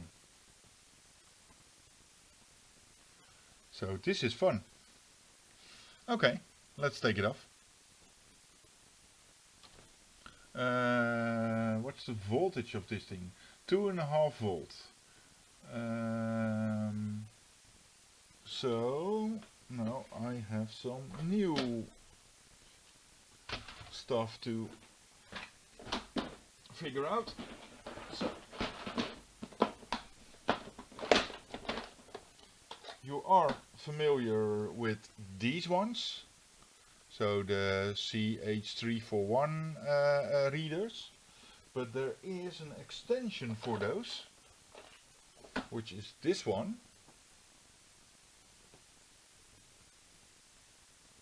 So what you do is you connect these on this one, and you are able to read 1.8 volt chips. So it's allowing you to Google's wondering what's Reaper. Nice. Google is wondering why 3 people are looking at this data. So let's see if I can desolder it. So the easiest way for me is use a heat gun. So I say it's the easiest, but actually it's not, since my power cord is somewhere else.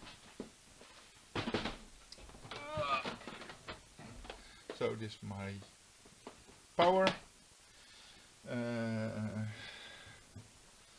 I need to connect it so that I won't set stuff on fire. Okay, you should see the mess on my desk. This is epic. Okay, it's hard to see what I'm doing, but maybe I can scroll a bit down to show what I'm doing. Like this. So I need this one. Let's move this one since we're not using it.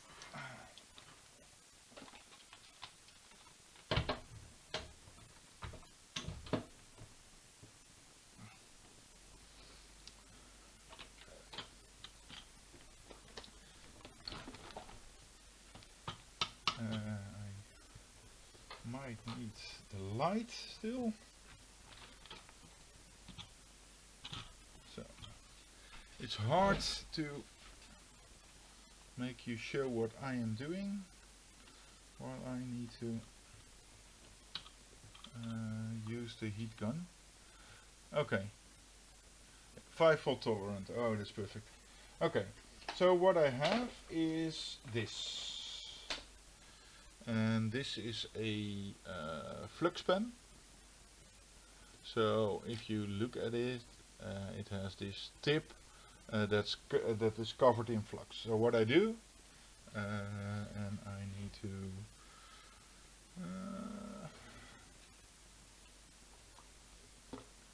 find the torch light again, which is here. So are you able to? So these are the pins.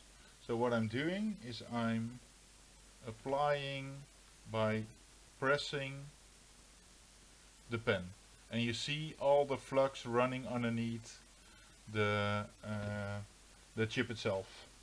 And I think there's so much that there's that the other side is also okay. So let me see. So it's all covered in flux. So this is enough for me. So now I need tweezers. And if you have like larger chips, there's like vacuum. Where is my vacuum chisel?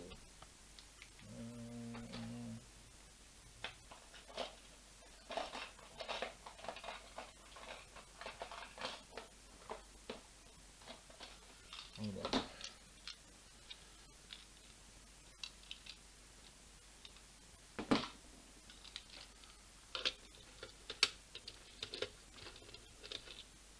So what you can do is use this, and this allows you to apply suction to a chip like this and just pull it off a chip. So if it's larger, you can use like vacuum to take it off, but since this is a small one, I'm using tweezers. And I'm using tweezers with a cornered pin. So actually I have quite a box full of tweezers. So what I'm doing is I'm taking it off, and you're not able to see anything still. So I'm able to do it like this.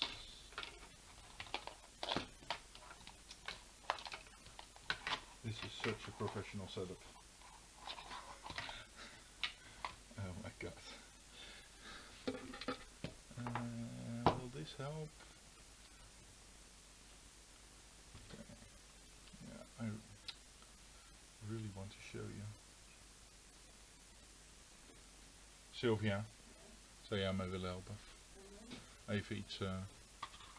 Oh, switch camera. Yeah, that would be a good idea. And you're not able to see it properly. Okay. Het licht hierop houden.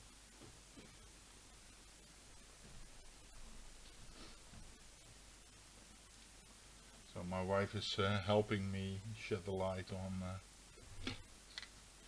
So I'm turning the device on, and you will see it will build up the temperature. So I'm using the tweezers.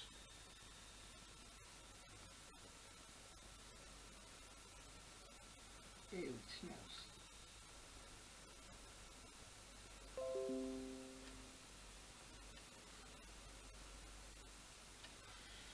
Yeah, it's hard to stream and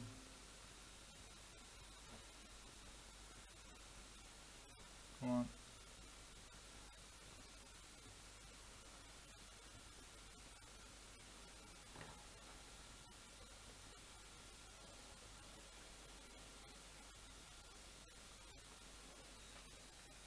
So actually, you're able to. I took it off, but without you noticing it. So here it is. So this is the chip. So what I now need to do is either solder it to a, dankjewel, a plate, and I have some of those.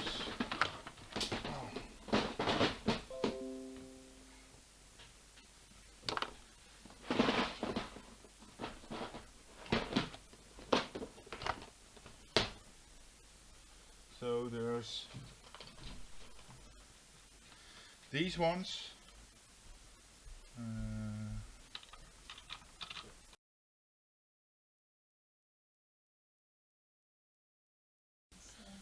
So this is the module with the chip. So I should be able to solder it to these pins. And I can use like Cotton tips, online. So YouTube is online again. Periscope is online again. Come on, Twitch, you can do it. So what I have in my box is a toothbrush, and I use isopropan alcohol, IPA, to clean the device.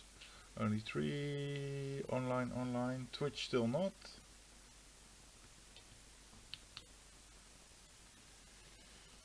So instead of soldering, you could also use this T-SOP connector. So this one.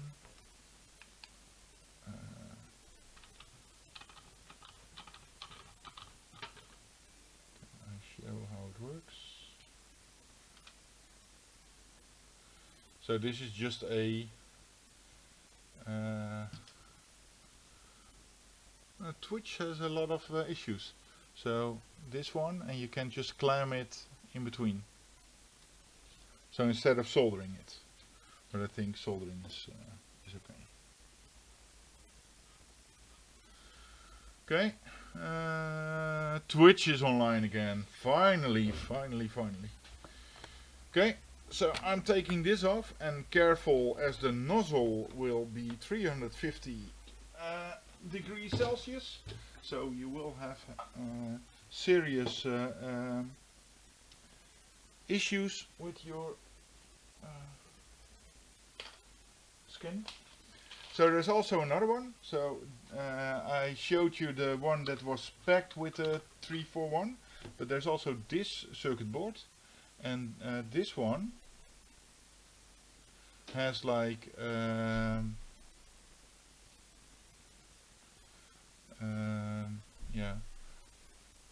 big connections and also smaller connections. So you can use those for 2 different formats. Welcome back, everyone. Sorry for the glitch, but for some reason we got kicked out, first from Twitch and later from everything else. So might be a restream thing, but don't know what actually happened. So what we did previously is we took this chip, which you are not able to see, this chip, of a circuit board of which I do not know what it is. So what I'm now going to do is I'm going to solder this one to this circuit board. But there are some things, because I need to know what pin 1 is, and if I connect it wrong, I will have an issue, as it will damage the chip. So I get my soldering iron, and I need a cable for it, yeah, and I need, so I have the which is also not the TS80, which is a small soldering iron. I can show you up close probably, and it has like this audio connector for the nozzle, and this is like the tip of the okay. So there's like a maybe I can show it here better. So this is the big tip, but there's also they sell 3 tips. This one is the really big tip. So what are we?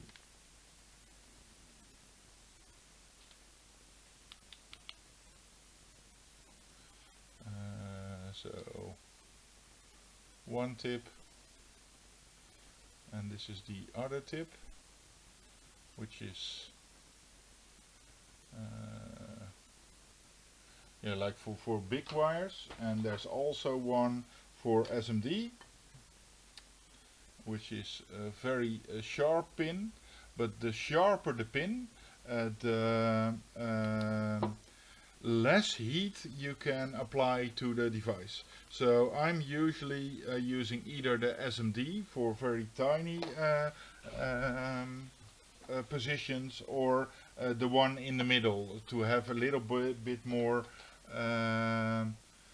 surface. So what we are making is we're trying to read the data out of a circuit board. So we have this circuit board. So let's go back to here. This is the circuit board, and there was a chip here next to the socket, and we took it off because we suspect this is memory of some kind, and we want to read what it is. So before we are going to read what it is, I want to know which pin is pin 1, since that is important. And what I'm going to do is I'm going to use the multimeter, and I am going to set it to the Wi-Fi setting and make it beep. So that's the continuity setting. So it beeps. So I'm taking this one.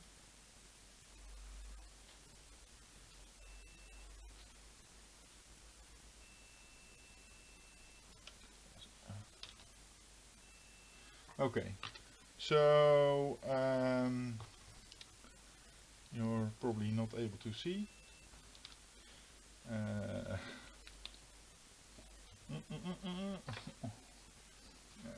How can I make this work? So where's the... So this one is this one, a little bit more to the bottom. So this pin. So this is pin 1 and this is pin 1. So I need to align this one so that the notch will be aligned to the... now I need to watch here. So where's the... Here's the notch. So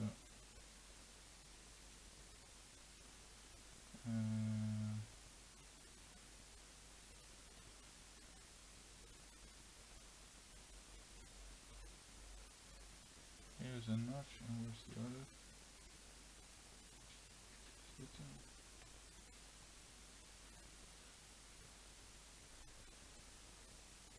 So quite hard to solder like this.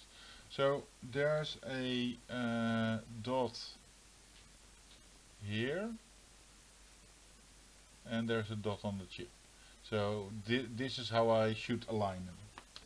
So I'm going to try and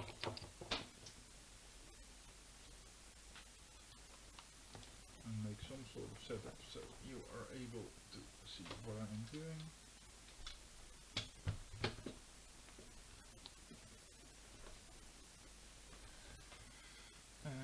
Lower this one.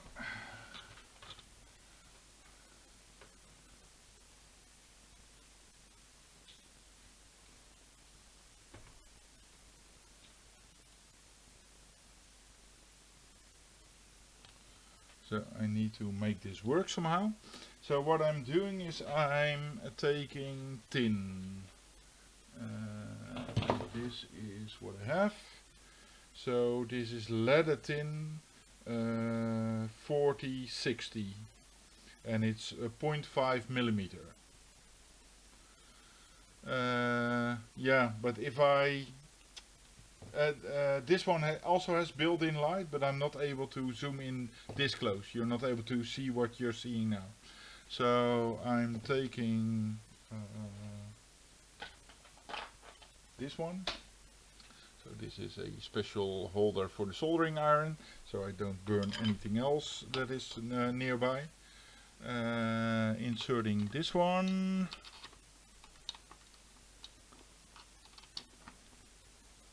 Okay, and what you see now is on the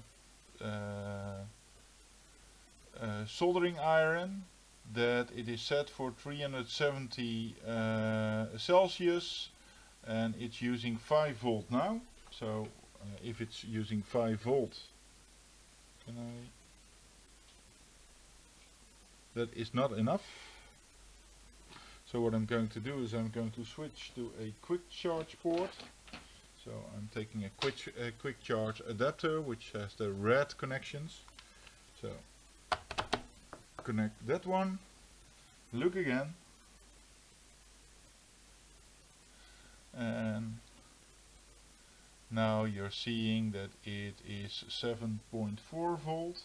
So I'm pressing the button and you will see it goes to nearly 9 volt, and the tip is now 150, 160, 170, 180, 200,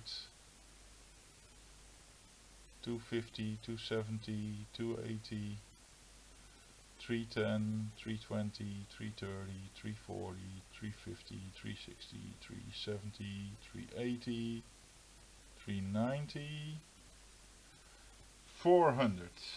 Well, let's not do that. So Is there an ideal temperature to have it? no, it needs to be on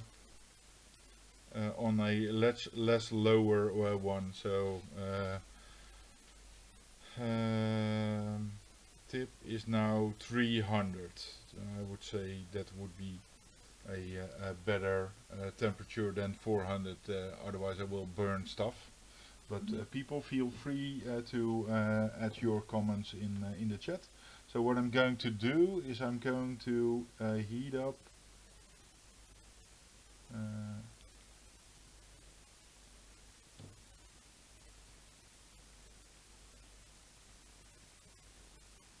one aisle,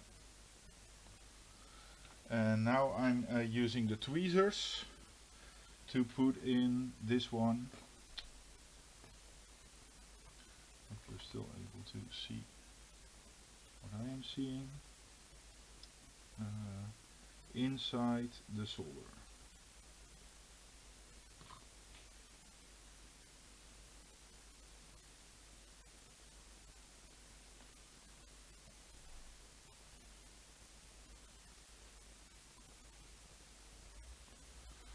So that's not properly aligned.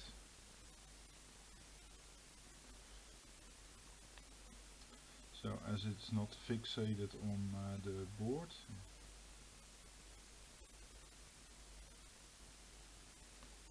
this looks okayish. This looks good. So now one pin is connected. 420 is yeah, 420.69 probably. Okay. So let's, I positioned one pin, so maybe zoom a little bit in. So this one is connected now. So let's do the one on the opposite side. So it has two positions where it is connected. So it must be this one. And now this one is connected, and now I can do the other ones as well. 1, 2, 3. Sorry. They are all connected. And now the other one. So that is 1, 2, 3. So what I need to make sure is that I did not make a short circuit here. So are these all separated? They are on this side, and they seem to be on this side too. This looks actually pretty neat. Okay, so what I now need to do is I need to take a sip of water.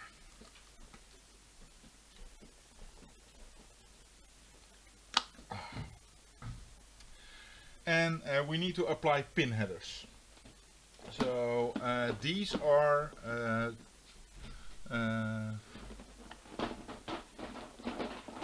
the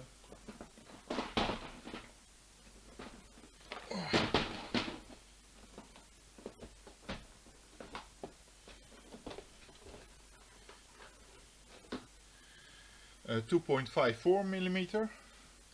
So this will actually fit. So I'm taking 4 and another 4.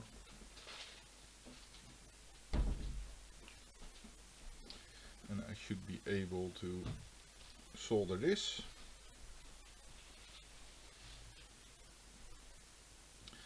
And now I need something to fixate this. So this needs to be, if you're not properly connecting those, they will be too close. So if you have like a breadboard, that would be ideal, as you are able to properly align the pins. So this is a breadboard, and a breadboard is a piece of is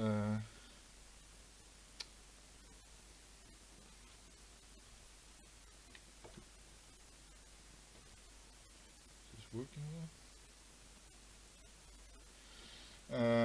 Piece of plastic with connections in between, so you don't have to use a lot of wires. So this is automatically connecting a lot of pins together in certain rows. So see if I have connected them correctly. So now this will stay on the board. So it's connected, so put them underneath.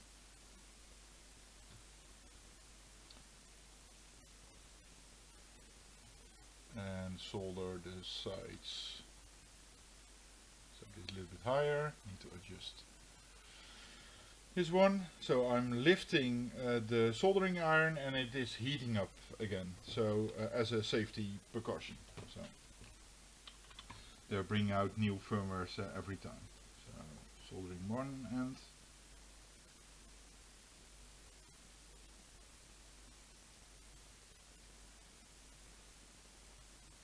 Second one. Third one. Fourth one. And again.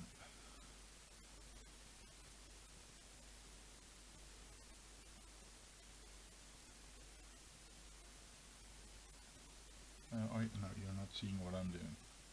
Where is my... here it is. Okay.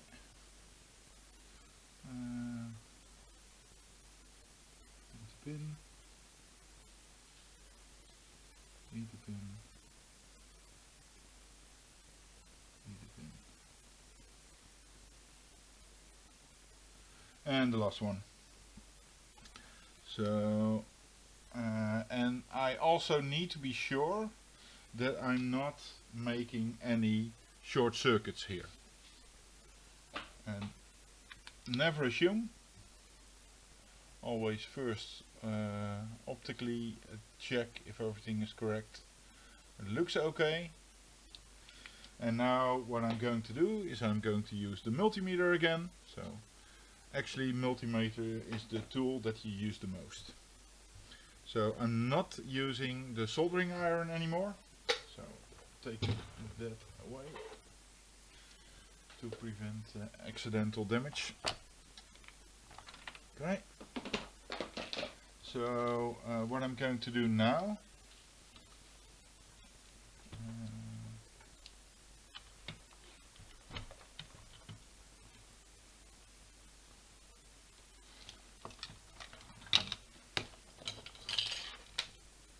remove some stuff.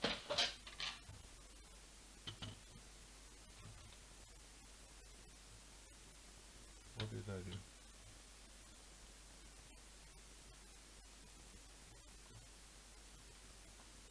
Did I break it?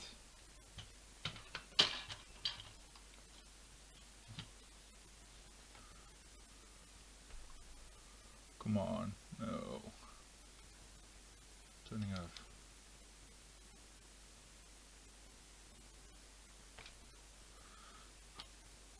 Okay.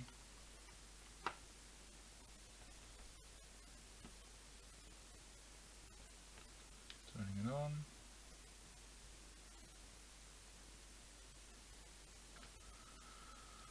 Microscope view, where are you?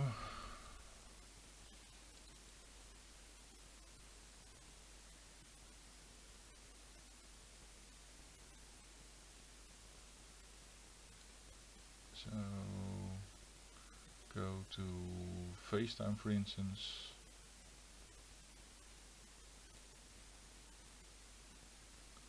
And go back to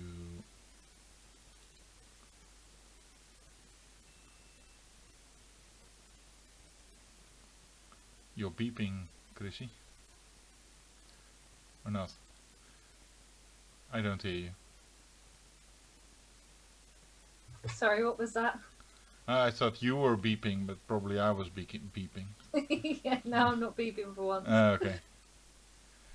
So, yeah. Okay, so if I put this one just over the ring light, then I should have a better connection, and I can. So what I'm now going to do is I'm going to probe the pins. So my pin 1, and I might need to use a special corner to actually see where my pin 1 is.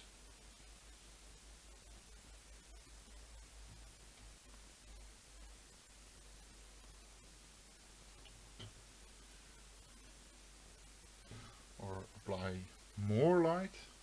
It's always more light, more heat. Okay. So, and I am not using the ring light. So this is my pin 1 on this side. So this is pin 1. And I need to make sure that I know what pin 1 is. So this is pin 1. Turn it on. Function. Okay. So this is pin 1. Sorry. This is pin 1. Okay. So I now know what pin 1 is. Am I going to use, I'm going to use this one. Pin 1. Okay, and what was the name of the chip again? Did someone wrote it down?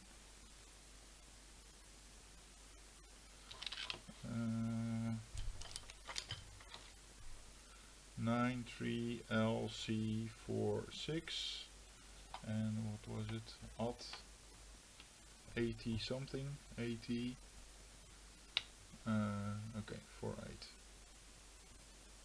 48 or 46?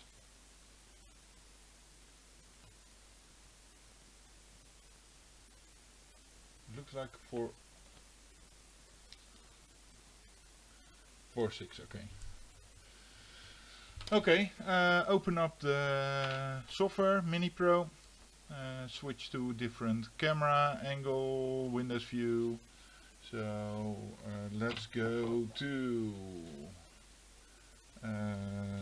93LC46, and it was like 80 something, so that must be this one.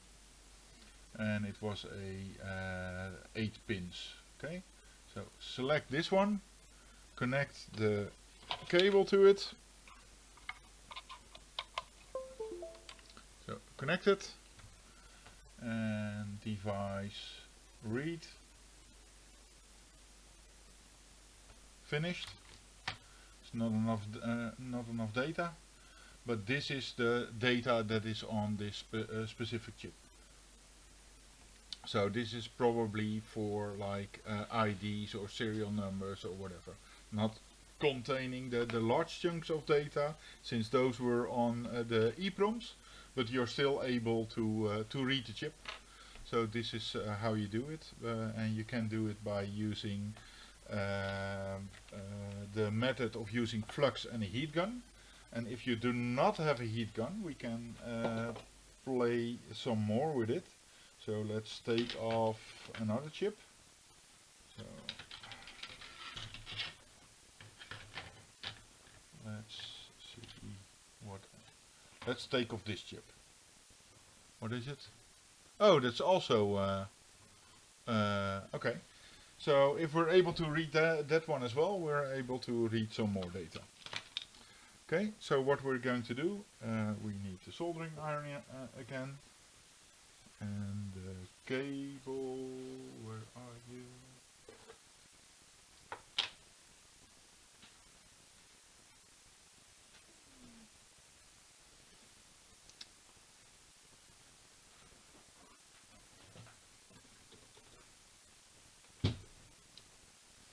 I have no idea where I left my, oh, there it is. Okay. So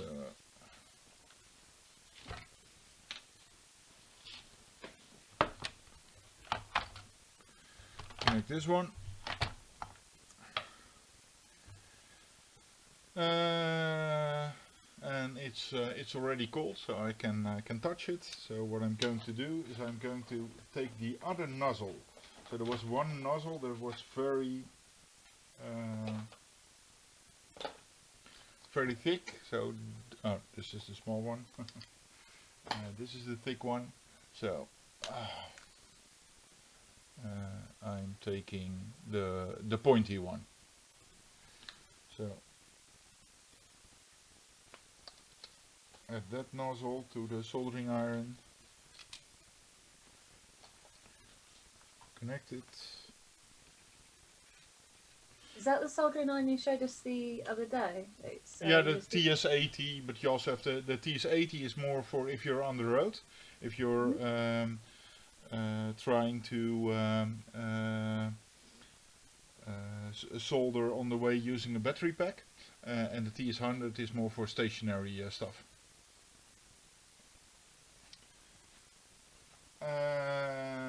So it has an adapter. This one has like USB-C connector. So what I'm going to do is I'm going to turn it up. It's now at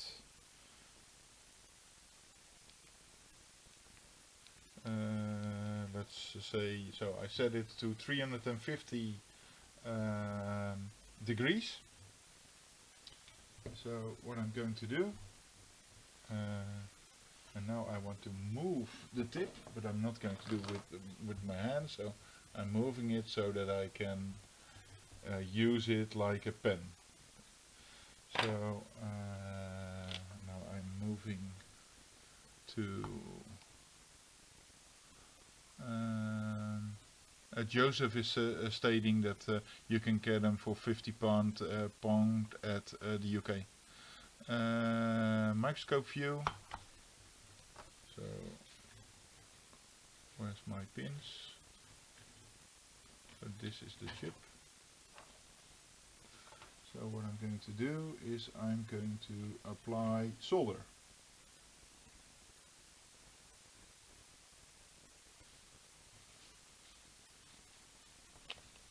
You don't see it. This is the solder that I applied. Maybe a little bit more. So I'm doing that at the other end as well.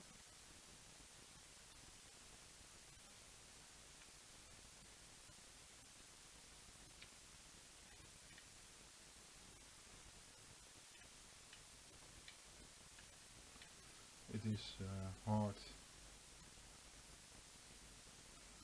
getting it off.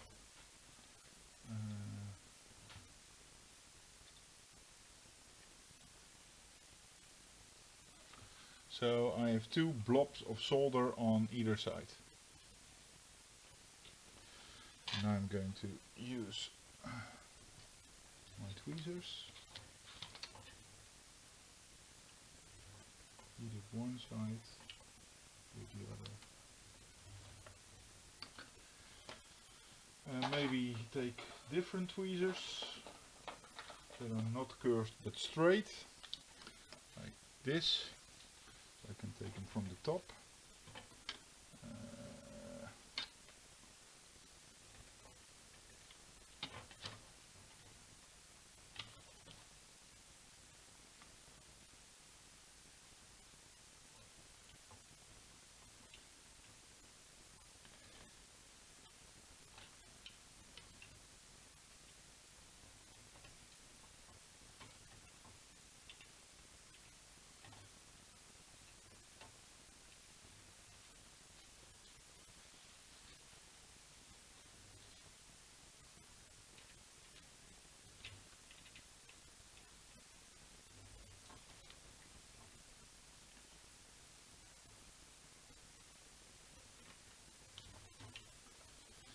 Okay, this does not seem to work, as I do not have enough space to work in. So what I'm going to do is I'm going to do another trick. So I'm going to use wig, and wig is like a copper wire with flux in it.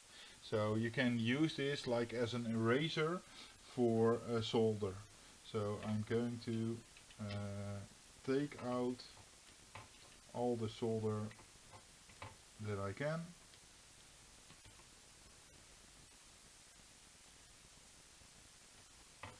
On one end, and you're not able to see it. Where are you? Near the crystal one here. So this one already has all the solder removed using the wick, and now I'm going to do the same thing here. So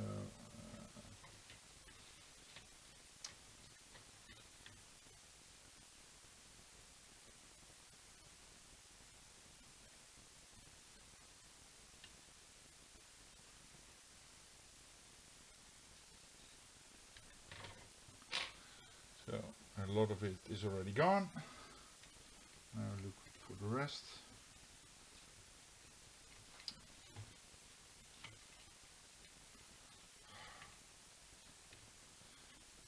Normally they locate these modules on a more convenient spot. So what you see is that I'm already able to move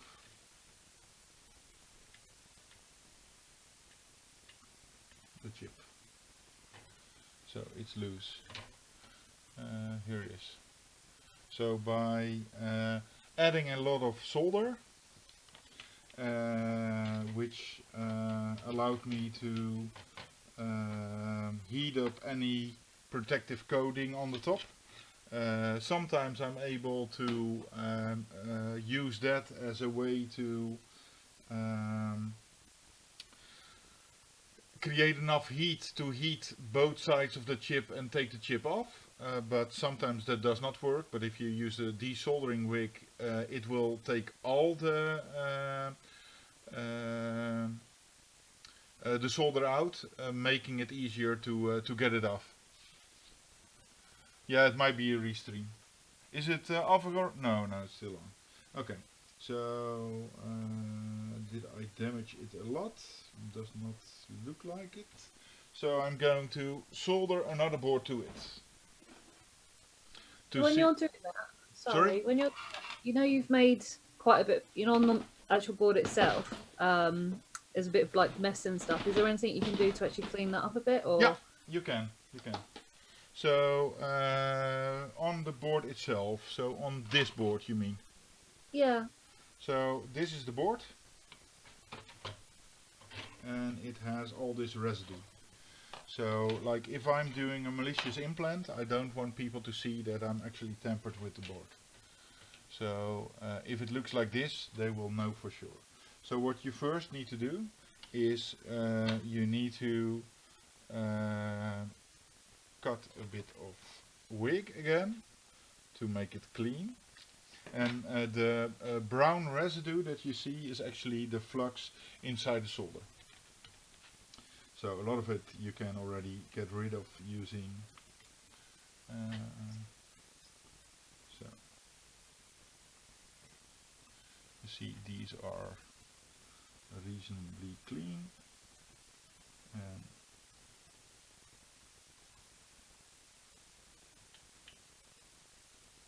this, so it needs to have the solder removed, and now still you see the brown residue. So what you do, taking the soldering iron off again. Oh, I need it later. Okay. I'm taking a toothbrush.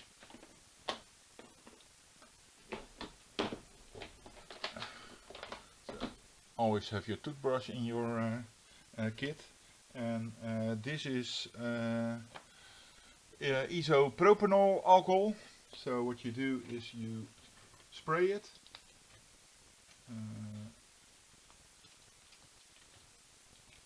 And so you see it's wet now, and now I'm using the toothbrush.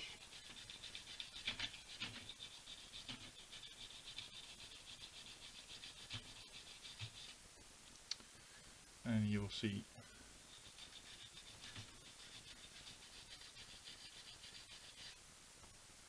you're able to clean the board so that it just looks like a factory.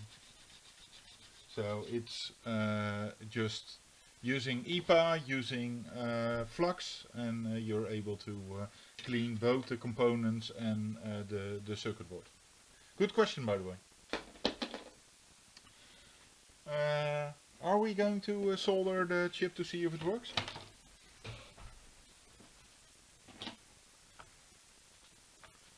Or is it all fine?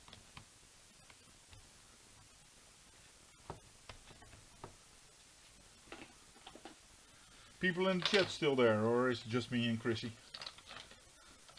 No, they're still there. That board came up much cleaner, didn't it? I haven't seen that message. That's really good. Yeah, and actually for yeah, thanks Joseph. For COVID, the World Health Organization states that if you have isopropane alcohol, if you mix it like with 30% water, you can make the cleaning rinse to wash your hands if it is sold out in the shops. So actually I was packaging these for underway, but this is like a pure one, so I'm using this one for my soldering kit, but I also have one for cleaning my hands. So I'm now going to try and solder it using the thick nozzle to see if it works. Because I think that you should be able to solder stuff by just the stuff that you find on the streets. So if you're only able to solder with the best equipment, then you might run into issues. Well, if you're able to solder with like crappier stuff, then you will probably do a much better job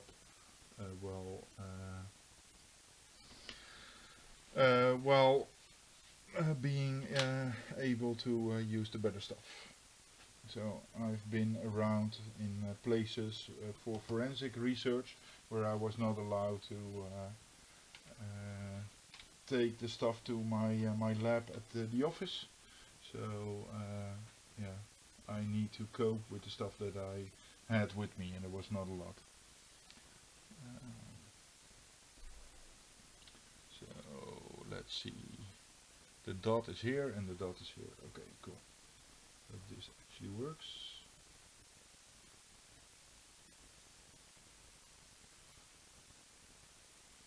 Thick fingers.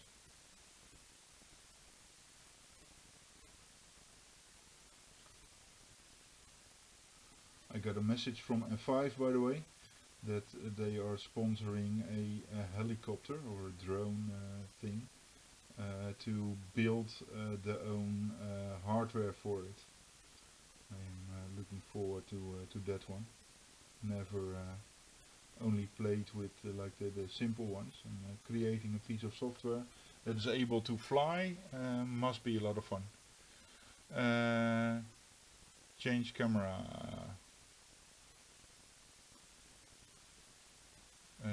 When you said change camera, what did you mean by that? It's probably because I'm using different cameras of camera angles. I don't know. So one pin is connected, so to the opposite pin to make sure it will stay and not come loose. So it is harder with this pointy nozzle. Okay.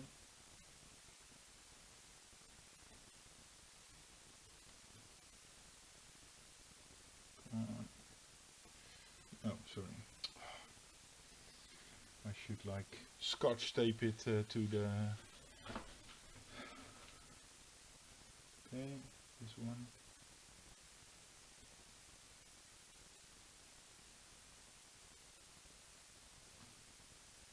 So that looks okay. And I'll take the other one.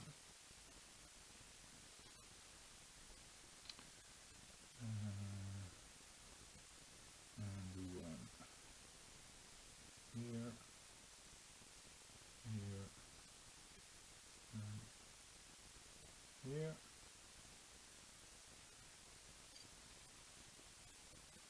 Okay. Looks legit. So soldering skills are all about having a lot of heat and the proper solder. So if it's not working out, you do not have to correct soldering iron, or you do not have to correct solder, because as you see, like I do not spend a lot of time soldering it, but like having the proper gear really helps.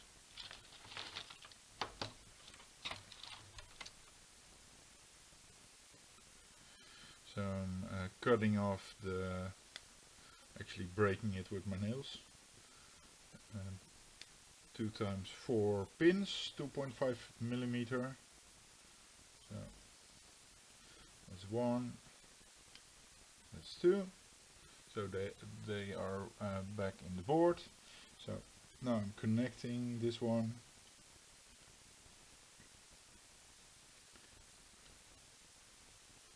So now the board is on top. I'm going to solder it. So where are you? Somewhere. Here you are. Zoom.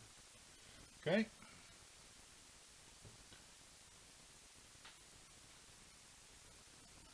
And now my nozzle is a bit dirty, so I can also use like the wig to clean my soldering iron. To make sure that there's no old solder, as it really helps if you apply solder with flux and not only the old solder.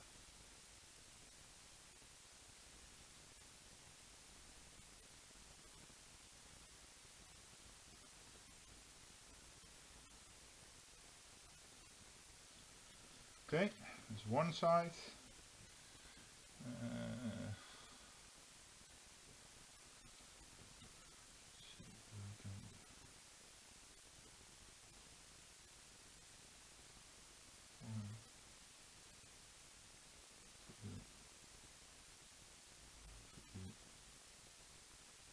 Four. Okay.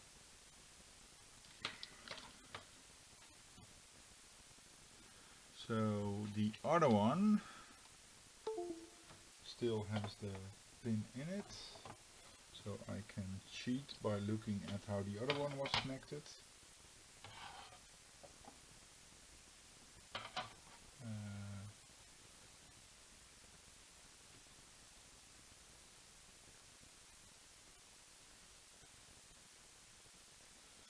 The dot. So And I could use the EPA also for cleaning the components. So chip is readable. Chip should be readable here as well. If I apply some extra light.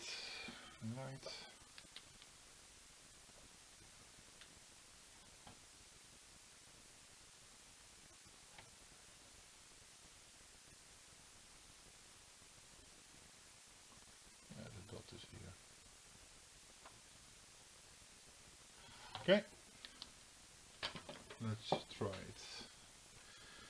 Okay, connect the cable to it.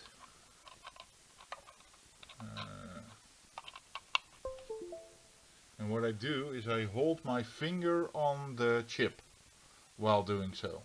If the chip is inserted incorrect, you will burn your finger. So then you know to immediately get it out. And sometimes you are just in time to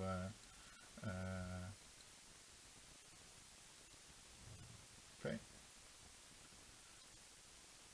So this one actually contains zeros. Oh no, actually it contains A5, A5, B7, B7.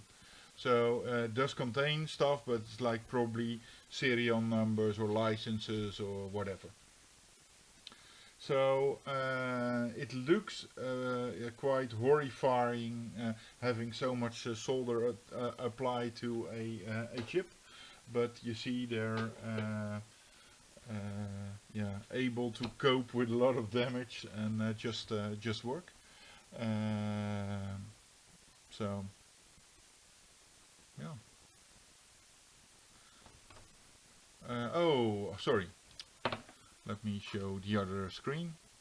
I'm not showing the correct one. This one. So this is the data that was on the chip. So and then especially the A5, A5. And the cool thing is that I can go here and use stop, I think, or do I need to click here?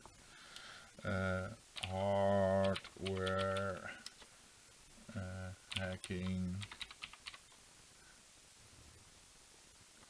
So pressing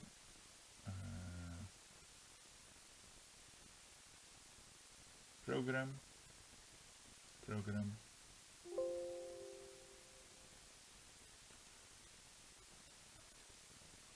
read.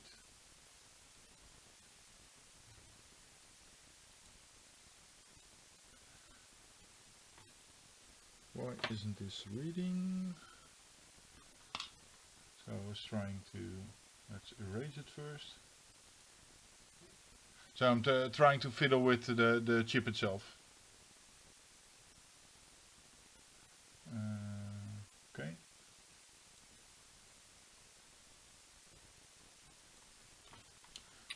Hello. Program.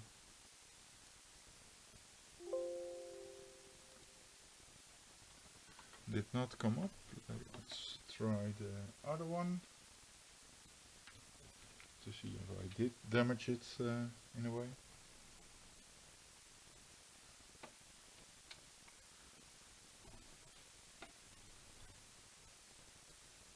Device read.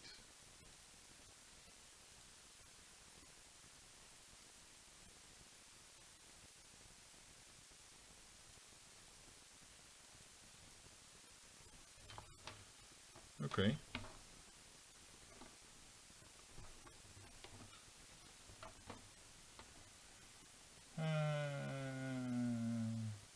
Serial numbers.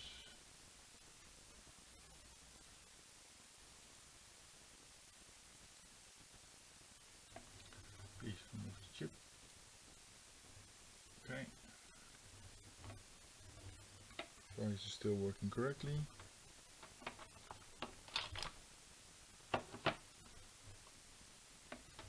Oh, don't put power on the keyboard. Read. Read successful and it's empty.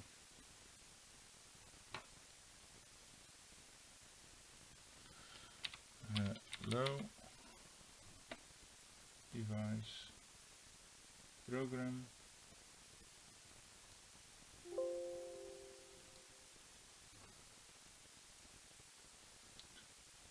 Read.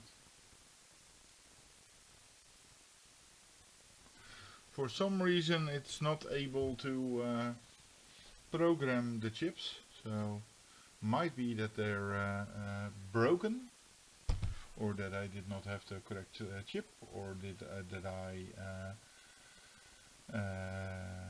the device was unable to interpret them. But yeah, normally I run into these kind of things where you have just a little bit of data, and contains like serial number or license key or whatever. It's like small EEPROMs that are used for storing other data than file systems. Yeah, that's hand gel, I think, the other one with the peroxide. Okay, anything else?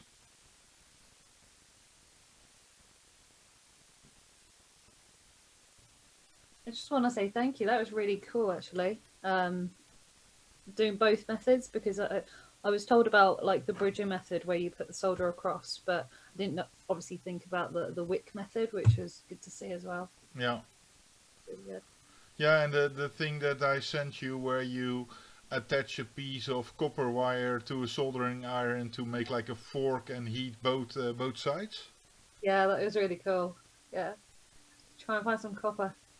Yeah, yeah, that's in the copper wire in your house, in your electric wire. So you can probably get the construction market, or they will sell short things. And you can use these for antennas as well. So if you like a little piece of copper wire and put it inside a Pringles can, you will have your directional antenna. Yeah. Okay, I suggest we call it a day, and as we have all had our yeah, amazing week, but like a tiring week with not a lot of sleep. So get ourselves a glass of wine or beer or whatever, and make ourselves comfortable, and enjoy all. Brilliant. Thank you very much, and it was really a pleasure having you and having the interaction on the stream. Yeah, thank you for having me. Yeah. It's not half as scary as I thought it'd be. No, and you should host them yourself as well. Like the thing you did yesterday with your project on the DVRs. For people that haven't seen it, look at the Many Hats Club last stream online. It's an epic story about looking at vulnerabilities of DVRs and hacking, fuzzing, exploits.